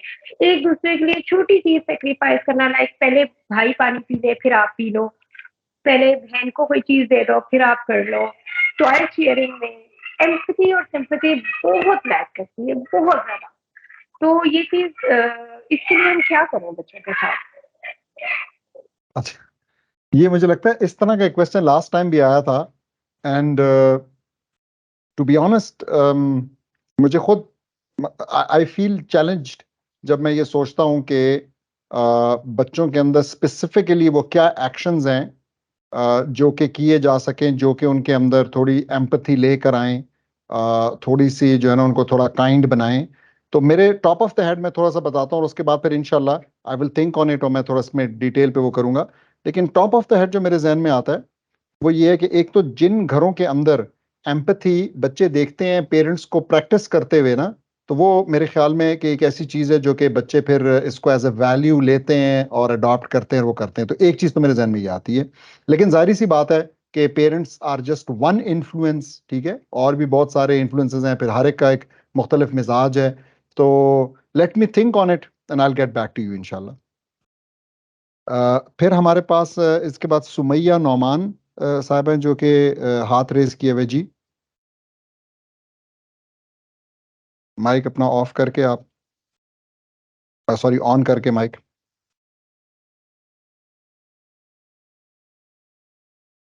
अस्सलाम वालेकुम। जी वालेकुम। डॉक्टर साहब जज़ाकल्लाह खैर, बहुत शुक्रिया आपका, और अल्लाह ताला आपको इसका ता हयात बल्कि आफ्टर दिस वर्ल्ड भी आपको इसका अजर ज़रूर दे कि आप हमें इतना अच्छा गाइड कर रहे हैं। लेकिन डॉक्टर साहब अब अफ़सोस ये होता है कि मुझे लगता है कि अपनी इस्लाह पहले करनी चाहिए, उसके बाद बच्चों की करनी चाहिए। एक तो ये चीज़। दूसरा ये डॉक्टर साहब, नमाज की वजह से बहुत परेशान रहती हूँ मैं। मेरा हर वक्त का बच्चों को ये कहते रहना कि नमाज़ पढ़ो, नमाज़ पढ़ो। इनफैक्ट ऐसा भी नहीं है कि घर के लोग नमाज़ नहीं पढ़ते। वी आर 6 फैमिली मेंबर्स, बच्चों के दादा-दादी हैं, फिर हम दोनों हस्बैंड वाइफ हैं, बच्चे हैं 2 मेरे। लेकिन दादा-दादी और मैं और मेरे हस्बैंड, वी मेक श्योर कि हमारी कोई नमाज़ ना छूटे। बट बच्चों को बिल्कुल इस बात का एहसास नहीं होता। I keep on asking them, keep on telling them, लेकिन मुझे ऐसा लगता है कि वो दीन से मोहब्बत या दीन से रग़बत या अल्लाह का तरफ रुझान या उसके नबी की तरफ की वो जो इस कदम है, वो शायद हम कोताही कर रहे हैं या हमसे कुछ मिसिंग है। And I am very much disturbed about that, because मुझे हर वक्त वो हदीस सामने आ जाती है कि तुम लोग जन्नत में जाने लगोगे तो तुम्हारी औलाद तुम लोगों को खींच लेगी, जन्नत में दाखिल नहीं होने देगी। एंड मैं इससे बहुत ज़्यादा हर वक्त डर, एक खौफ रहता है कि पता नहीं अल्लाह के पास हमारा क्या हाल होगा। तो थोड़ा सा इसके ऊपर एक वो दें। आज का टॉपिक बहुत ही ज़बरदस्त था, बहुत ही अच्छा था। मैं इस सोच में पड़ गई कि हम age parents, I think 90% of the parents in Pakistan ये सारे काम नहीं करते। तो आज आपने एक वो रेस्क्यू को डिफाइन किया, no we, I myself admit कि मैंने ऐसा कुछ भी नहीं किया। और मुझे तो यही लगता है कि सबसे पहले मुझे अपनी इस्लाह की ज़रूरत है। लेकिन मैं नमाज की तरफ आना चाहूँगी कि मुझे प्लीज़ इस पे गाइड करें। मैं रोज़ाना बच्चों के लिए बाकायदा नफल पढ़ती हूँ कि अल्लाह इनको अच्छा और नेक इंसान परवान चढ़ा, इनमें अच्छी आदत डाल, नबी के औसाफ डाल, हम अपने नेक बंदों के औसाफ डाल। लेकिन मैं इस बात से बहुत ज़्यादा परेशान हूँ कि नमाज की तरफ बच्चे नहीं आते, खुशी से नहीं पढ़ते, खुशी से ठीक है, उस तरफ नहीं जाते। सही। अच्छा, ज़रूर ऐसा बताइएगा। है कि एक सवाल मेरा ये कि आपने वो जो लास्ट असाइनमेंट थी जो कि मैंने आज ही अपलोड की थी, हाउ मच उसका नाम है, सॉरी टॉपिक था नो योर लिमिट्स, तो आपने वो पढ़ी है? वो आर्टिकल आपने पढ़ा? नहीं, नहीं, आज का नहीं, मैंने अभी नहीं अच्छा, पढ़ा। ठीक है, तो that is very relevant for what you are facing ना।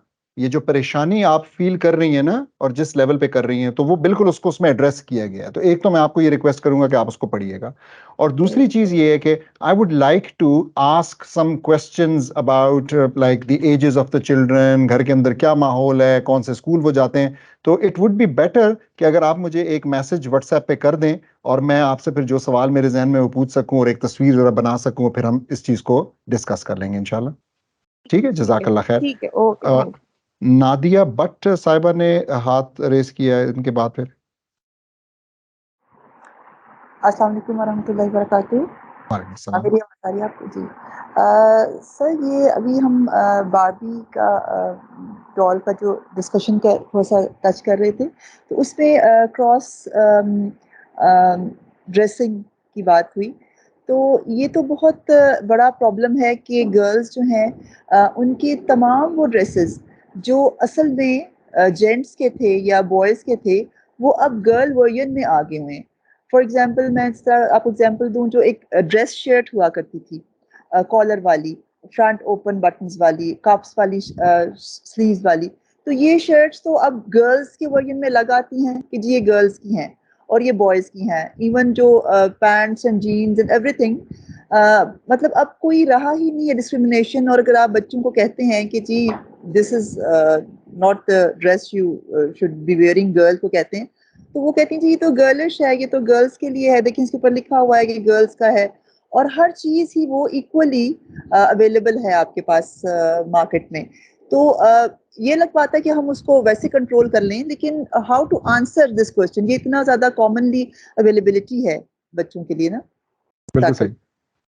अच्छा, दो बातें यहाँ पे, तीन बातें मेरे जहन में आती हैं। पहली चीज ये है कि ऑब्वियसली अनफॉर्चुनेटली बहुत सी चीजों में एक जवाब सामने आएगा, और वो ये आएगा कि the earlier you do it the easier it is. ठीक है, तो ये उन पेरेंट्स के लिए मैं खास तौर पे कह रहा हूँ जिनके बच्चे अभी छोटे हैं। उनको ये बात समझनी चाहिए कि ये जो ड्रेस के मामलात हैं, पर्दे के मामलात हैं, महरम ना महरम के मामलात हैं, the earlier you implement them in your houses, in your families, the easier it will be. और आपको बहुत कम फिर सवालात का सामना करना पड़ेगा या बहस मुबाहिसे का सामना करना पड़ेगा अपने बच्चों के साथ। एक तो ये चीज हो गई। दूसरी चीज ये है कि मैं थोड़ा सा एक बात और बताऊं, मैंने लास्ट टाइम इस पे बात भी की थी, शायद एक पोस्ट भी लगाई थी सेल्फ एस्टीम के ऊपर। हम सेल्फ एस्टीम के ऊपर आगे चल के जाएंगे, लेकिन एक बात समझनी है कि we need to raise children of high self esteem, खासकर आज के जमाने में। और उसकी वजह यही है जो आपने जिक्र किया कि जो डोमिनेंट इस टाइम पे थॉट्स हैं, जो डोमिनेंट ड्रेस है, जो डोमिनेंट ट्रेंड है, जो डोमिनेंट खुराक है, जो डोमिनेंट जगह हैं, जो भी चीज इस वक्त डोमिनेंट है, dominant way of expressing your self है। ठीक है, तो वो सब कुछ हमारा नहीं है, वो हमारे कल्चर का नहीं है, वो इस्लाम से नहीं है। तो अगर हमारे बच्चों का सेल्फ एस्टीम हाई नहीं होगा तो वो बेचारे फिर सचमुच बहुत डिफिकल्टी महसूस करेंगे इन स्टैंडिंग आउट। ठीक है, तो they would want to fit in. और मैंने आपको बता दिया कि हम तो मुसलमान तो नहीं फिट इन हो सकता इस सब चीज के अंदर। ठीक है, और फिर हमें भी बहुत अपने बच्चे पे भी दिल खफा होगा, और हम कहेंगे कि यार ये क्यों इसको ये तकलीफ देखनी पड़ रही है, और अब ये कैसे करे, और ये चीज तो बहुत कॉमनली अवेलेबल है। तो ये दूसरा पॉइंट हो गया। और तीसरा पॉइंट इसी के अंदर मैंने थोड़ा सा जो एलेबरेट भी किया वो ये कि देखें, हमने अपने बच्चों को बताना है कि हम एक यूनिक कौम है। ठीक है, खास है तरकीब में कौम रसूल हाशमी, तो मतलब we are special, we are special. हम मुख्तलिफ हैं। हम ट्रेंड्स के साथ जाने वाले नहीं हैं, हम ट्रेंड्स बनाने वाले हैं, हम ट्रेंड्स को चेंज करने वाले हैं। इस्लाम सोसाइटी को चेंज करने आया था, ना कि सोसाइटी के साथ चेंज होने के लिए आया था। तो इसी तरीके से अगर कोई डोमिनेंट ड्रेस है आज के जमाने में, आप बिल्कुल सही कह रही हैं, लेकिन ये बात सिर्फ ड्रेस की हद तक तो ठीक नहीं है। आप सोचें कि आगे क्या क्या होना है। इस टाइम पे वेस्ट में जो हमारे मुसलमान बच्चे बच्चियां हैं, वो वहां क्या फेस कर रहे हैं, वहां पे क्या डोमिनेंट है इस वक्त। तो वहां पे आप जानती हैं कि क्या क्या चीजें डोमिनेंट हैं। तो वहां के पेरेंट्स बेचारे, आप खुद सोचें कि what is easily available, what is happening everywhere. तो यस, मतलब ये इशू है। और मैं कहूंगा कि इसको भी आपने अगर होम्स को सही जगह बना ली, और होम्स के अंदर स्ट्रक्चर इन प्लेस हो गया, एक चीज। और दूसरी चीज, किसी तरीके से अगर आपने मैनेज कर दिया कि आपके बच्चे की कंपनी ठीक हो, जिन चार, देखें आपका बच्चा जो है ना, जिन चार लोगों के साथ रहता है, ही और she will be the fifth one. तो अगर वो चार लोगों के साथ रहता है जो पर्दा नहीं करते, तो she will be the fifth one जो पर्दा नहीं करती। अगर वो चार बापर्दा लोगों के साथ रहती है तो she will be the fifth one. मतलब मैं, अब ये बहुत मुश्किल सी बात है, मतलब, लेकिन इफ यू मैनेज दैट तो फिर आपके लिए चीज और आसान हो जाती है। लेकिन this is not an excuse. अगर ऐसे लोग नहीं भी हैं उनके राइट लेफ्ट, तो स्टिल हमने उनको यही बताना है। अच्छा, आगे चल के ये आएगा, जाहिर है कि जो ग्रेटर गोल्स हैं उसमें हमने तो अपने बच्चों में मेन बात यही डालनी है, हमने अपने बच्चों को हलाल और हराम का क्राइटेरिया देना है, full stop. This is all. हम अपने बच्चों को ये बताएंगे, और हमारा ये काम है कि उनकी जिंदगी में एक चीज बिल्कुल क्लियर हो कि the criteria for action is हलाल हराम। हराम से दूर रहना है, और जो फराइज है उनको पूरा करना है। तो ये चीज जब हम मैनेज कर लेंगे, अपने बच्चों को बता लेंगे, सिखा लेंगे, तो फिर मतलब एटलीस्ट पहले तो हमें क्लैरिटी होगी, फिर उनको क्लैरिटी होगी, और फिर उसके बाद भी जाहिर है कि इश्यूज आएंगे। किसी का जो है ना दिल नहीं मानेगा, किसी का दिमाग नहीं मानेगा, और फिर हम उन चीजों को केस बाय केस पर डिस्कस करेंगे कि क्या किया जा सकता है। It's not going to be easy, एक बहुत बड़ा इम्तिहान है अल्लाह सुब्हानहू व तआला की तरफ से। I hope this answers your question. फिर हमारा यहाँ पे हाथ रेस किया हुआ है मोहम्मद इब्राहिम साहब ने। जी, अस्सलाम वालेकुम रहमतुल्लाहि बरकातहू। मैं जज़ाकल्लाह खैर, आपने बहुत अच्छा एक्सप्लेन किया। मैं वर्किंग मदर्स के लिए पूछना चाह रही थी कि अगर उनके बच्चे छोटे हैं, या किस एज से उनको जो है जॉब स्टार्ट कर सकती हैं, या कितना टाइम उनको बच्चों के साथ क्वालिटी टाइम स्पेंड करना चाहिए?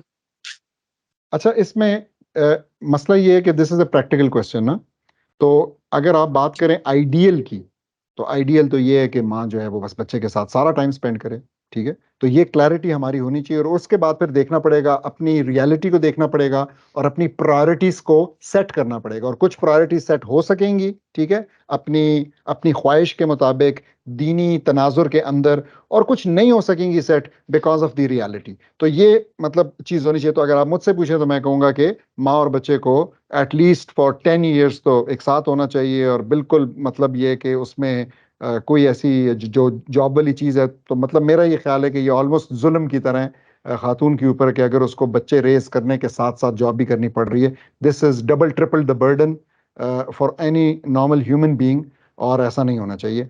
अब आप जो कह रही हैं, तो बस इट्स, मैंने जैसा आपको कहा कि यू विल हैव टू सी कि आप कैसे कम से कम डैमेज अपने आप को, अपनी सेहत को दिए बगैर, और कम से कम अपने और अपने बच्चे के इमोशनल बॉन्ड को खास तौर पे दिए बगैर आप कैसे मैनेज कर सकती हो। फिर उसमें भी रियलिटीज होती हैं। किसी की रियलिटी के अंदर ऐसे लोग घर के अंदर मौजूद होंगे, जैसे वालदा होंगी या मदर इन लॉ होंगी, या मेरे केस में जैसे बड़ी बेटी भी घर पे मौजूद है। तो इस किस्म की चीजें होंगी, तो आप देख सकते हैं कि आप क्या कर सकती हैं। लेकिन अदरवाइज मेरे ख्याल में ये चीज़ मेरे जहन में पर्सनली बहुत क्लियर है कि माँ छोटे बच्चों के साथ अगर माँ जॉब ना करे, तो that is the better thing, the ideal thing. तो अगर जैसे बच्चे स्कूल में होते हैं उन टाइमिंग्स में कर ले तो वो बेहतर है, वरना ना करे तो ज्यादा बेहतर है। अगेन ये जो आपने दूसरी बात की, ये भी एक अच्छा मॉडल है, लेकिन होता यही है कि ये मॉडल भी माँ को बहुत ज्यादा टायर आउट कर देता है। तो यानी ये वाकई अच्छा है कि जी बच्चे जा रहे हैं स्कूल, माँ भी साथ स्कूल जा रही है, लेकिन आजकल स्कूलों में भी अजीब अजीब उन्होंने ना मसले शुरू कर दिए हैं कि आपको वो कहेंगे कि जी आपने आधा घंटा पहले पहुंचना है, तो आपके बच्चे भी फिर अनफॉर्चुनेटली आधा घंटा पहले वहां जाएंगे। हमारे साथ ये सब कुछ हुआ है। फिर उसके बाद छुट्टी जो है ना वो आधा घंटा या घंटा बाद होगी, कि आपने पोस्ट स्कूल टाइम भी जो है ना रुकना है, उसकी सफर फिर आपको और कभी किसी इवेंट में खींचा जा, ये सारी चीजें। लेकिन अदरवाइज जो आप सोच रही हैं ये बहुत अच्छी सोच है और बहुत पॉजिटिव सोच है, क्योंकि इससे थोड़ा सा ये फायदा भी हो जाता है कि माँ जो है बच्चे के साथ स्कूल में भी थोड़ा सा जो है ना मतलब लुक आफ्टर भी हो जाती है, और एक वो एक बॉन्ड भी स्टिल रहता है। तो I can understand, yes this is the right approach. लेकिन अगेन आइडियली ये है कि वो टाइम आपका चार्ज होने का टाइम है, वो टाइम आपका कुछ घर के काम निपटाने का टाइम है, वो आपका टाइम है सोचने का, अपने आप को तवज्जो देने का टाइम है, एंड यू नीड दैट। जी, बिल्कुल। और अगर जैसे आप बता रहे हैं कि फुल टाइम करना चाहते हैं तो एटलीस्ट 10 इयर्स तक वेट करें, फिर उसके बाद अगर वो फर्दर स्टडीज करना चाहती हैं या अपना करियर कुछ स्टार्ट करना चाहती हैं तो उसके लिए 10 इयर्स तक वेट करें एटलीस्ट, कि सारे बच्चे 10 इयर्स से अब हो जाएं। एग्जैक्टली, बिल्कुल आपने बहुत अच्छा, क्योंकि 10 ईयर्स के बाद ना नॉर्मली बच्चे जो हैं वो काफी हद तक सेल्फ जी, रिलायंट और सेल्फ सफिशिएंट हो जाते हैं। तो मतलब मुझे ये लगता है कि 10 years is a good age. जी, जी ठीक है। जज़ाकल्लाह खैर। अच्छा ठीक है सर। बारकल्लाह फीकुम। मोहम्मद ताहिर साहब ने हाथ, नहीं हाँ मोहम्मद ताहिर। अस्सलाम वालेकुम सर। जी वालेकुम सलाम। सर मुझे ये पूछना था, मेरा बेटा है 7 ईयर का, उसको नमाज़ की तरफ कैसे लाएँ? घर में मैं पढ़ती हूँ, सब बताती हूँ उसे दीन में, मैं खुद तफसीर वगैरह में सब जगह जाती हूँ। मेरे हस्बैंड का मसला ये है कि उनकी 1 हफ़्ते डे नाइट शिफ्ट होती है, 1 हफ़्ते डे होती है, 1 हफ़्टे नाइट होती है। अब डे में जब वो होते हैं तो नमाज़ के लिए ले जाते हैं उसे, लेकिन जब वो नाइट हो जाती है तो फिर कभी सम टाइम ऐसा भी होता है कि नहीं टाइम मिला और बच्चे का स्कूल का टाइम ऐसा है कि भई बच्चा जा रहा है सुबह 6:30 बजे से तो 3 बजे तक बच्चा वापस आ रहा है। फिर बच्चे को मदरसे को भी पढ़ाना है, फिर मैं खुद भी उसको सुलाती हूँ, उसको फिर उसके बाद उसको खाना वग़ैरह और फिर साइक्लिंग भी करवाती हूँ।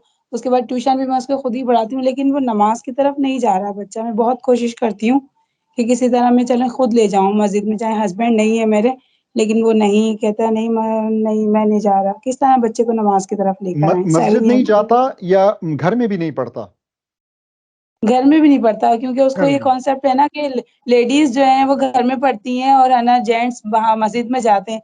तो वो अपने बाबा के साथ तो जाते हैं सम टाइम, लेकिन कभी-कभी ऐसा होता है कि मैं बहुत कोशिश करती हूँ कि बच्चा अभी से आदत डाल and he is 7 years now. School की रूटीन दूसरा स्कूल की रूटीन ऐसी है कि जब बच्चा आता है इतना थका हुआ, तो उसके बाद लाज़मी उसको खा-वा के सोना ही होता है और फिर नमाज़ों का टाइम निकल जाता है। सम सही। टाइम 1 या 2 नमाज़ें मिल जाती हैं। और बच्चा भी 7 years का है आपने बताया? जी। तो मैं तो वैसे बहुत अप्रिशिएट करूंगा, जज़ाकल्लाह खैर, मैं अल्लाह रिवॉर्ड यू कि आप अभी से इतनी फिक्रमंद है। हालांकि ये तो अभी 7 इयर्स तो वो जो टाइम है यही कहना शुरू करना और पढ़ाना और सारा कुछ, तो आपके पास तो अल्हम्दुलिल्लाह अभी तकरीबन 2.5 साल तो है ना, you are clear about that right? Yes sir, लेकिन किस तरह बच्चा आएगा? ठीक है, बच्चा तो अभी अच्छा नहीं आ रहा। ठीक है, बिल्कुल सही। अच्छा ऐसा है, what I will do is, क्योंकि मैंने यह बहुत ही रिकरेंट थीम हो गया है, तो मैं 2 काम करूंगा। पहला काम मैं ये करूंगा, और आप सबसे गुजारिश है कि उसमें आपने भरपूर तरीके से पार्टिसिपेट करना है, कि मैं एक पोल करूंगा जिसमें मैं कुछ कंसर्न्स पेरेंट्स के जो इश्यूज हैं बच्चों की नमाज के हवाले से, उससे रिलेटेड सवाल पूछूंगा ताकि मेरे इल्म में इजाफा हो। एक्चुअली मैंने बहुत सी सिचुएशंस फेस की हैं, लेकिन अल्हम्दुलिल्लाह अपने तमाम बच्चों के साथ मैंने ये सिचुएशन नहीं फेस की। समहाउ अल्हम्दुलिल्लाह अल्हम्दुलिल्लाह अल्लाह ताला नजर बद से बचाए कि उन्होंने नमाज जो है ना उसमें उन्होंने नहीं तंग किया। तो मैं थोड़े से क्वेश्चंस गैदर करूंगा पोल के जरिए, and then I will write something on it, and maybe then we can even talk about it. ठीक है, यस सर, चलिए, जज़ाकल्लाह। जज़ाकल्लाह खैर, जज़ाकल्लाह खैर फॉर योर कंसर्न। तो अभी क्योंकि अब यहाँ पे कोई हैंड रेज नहीं है, और अगर यहाँ पे लोकली भी हमारा कोई क्वेश्चन नहीं है, तो इंशाल्लाह we are at the exact time. तो अच्छा, एक सवाल है जी मेजर साहब। नहीं जाएगी आवाज, मैं रिपीट कर दूंगा क्वेश्चन। एक तो एक सजेशन है, वो जो एम्पैथी वाली बात है वो बच्चों का उसमें, तो लैक ऑफ एम्पैथी जो है इसकी हमें बिल्कुल जो एग्जांपल्स मिलती हैं डिफरेंस, ये जो अर्बन एरियाज हैं स्पेशली जो मिडिल क्लास तबका हम जैसे सारे, तो ये जितनी ये मटेरियल की चीजें और क्वालिटी की स्ट्रगल, जिस घर में जितनी ज्यादा कंफर्ट और क्वालिटी होगी उतना ही वो म्यूचुअल बॉन्ड वीक होगा। हम अगर रूरल एरियाज की तरफ जाते हैं, वो बच्चे छोटे छोटे जो स्कूल जाते हैं हाथ पकड़ के एक दूसरे के साथ, you will see a very strong bond between them. दूसरी बात ये रोडों पे जो सफाई करते थे, जो शीशों की सफाई करते हैं या भीख मांगते हैं, ये भी बहन भाई छोटे छोटे होते हैं। मैंने खुद ऑब्जर्व किया है कि वो बहन जो है या भाई जो है दूसरे भाई को खींचते हैं कि इधर हो जाओ, अभी ग्रीन लाइट हो गई है, जा रहे हैं। तो जितनी मटेरियल चीजें ज्यादा होंगी, जितनी ज्यादा वो उस पे क्लैश ऑफ इंटरेस्ट आएगा चीजों में, उतनी एम्पैथी भी कम होगी और सेल्फिशनेस आएगी। सही। तो दूसरा मेरा एक क्वेश्चन था इसके बारे में कि टॉयज जो है वो तो पेरेंट्स खुद डिफाइन कर सकते हैं बच्चों को उस एज पे, 2 साल 1.5 साल 3 साल के बच्चे को, कि what is meant by a toy. तो वो टॉय बजाय इसके कि बाहर से हम खरीद के लाए उनको बताएं कि ये खिलौना है, उससे हम दूर भी रख सकते हैं। We can define toy like घर की जितने भी कामकाज की चीजें, वो उनको टॉय की हैसियत दे सकते हैं, बिकॉज वो बच्चा खुद ब खुद बोलता है कि मैं ये काम करूं, आपके हाथ से काम छीनता है।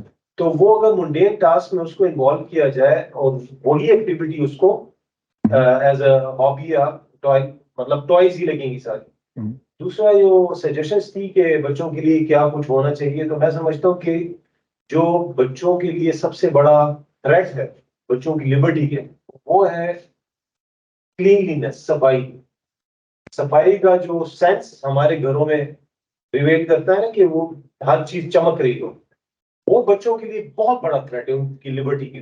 ठीक है, वो जो आपने एक्सप्लोर करने की बात की ना, इंक्विजिटिव बोलते हैं, उसमें हर्डल जो है वो ये बहुत बड़ा हर्डल। ठीक है, तो या तो ठीक है ग्रीननेस सो इम्पोर्टेंट, लेकिन उनके लिए वो जगह जो एक डर्टी कमरा हो उनके लिए, बिल्कुल सही, उनकी दीवारें गंदी हो, उनके वहां पे रेत पड़ी हुई हो, वहां पे मट्टी पड़ी, that's a natural thing actually, बिल्कुल ठीक, and that's what they want along with the neighbourhood में उनके जो बच्चे हैं उनका होना जरूरी है। ठीक है। सो लेट मी, मैं क्योंकि शायद आवाज नहीं आई होगी, मैं तो जरा सा थोड़ा सा जो मेजर साहब ने जो सजेशंस दिए हैं और कुछ पॉइंट्स रेस किए वो मैं उनको इंक्लूड कर दूंगा, बड़े वैल्यूएबल हैं। तो एक तो मैं रिवर्स ऑर्डर में शुरू करता हूं। तो एक तो बड़ी अच्छी बात ये कि हमारे घरों के अंदर कभी कभी एक बहुत ही इन्फ्लेटेड सेंस ऑफ क्लीनलीनेस होता है।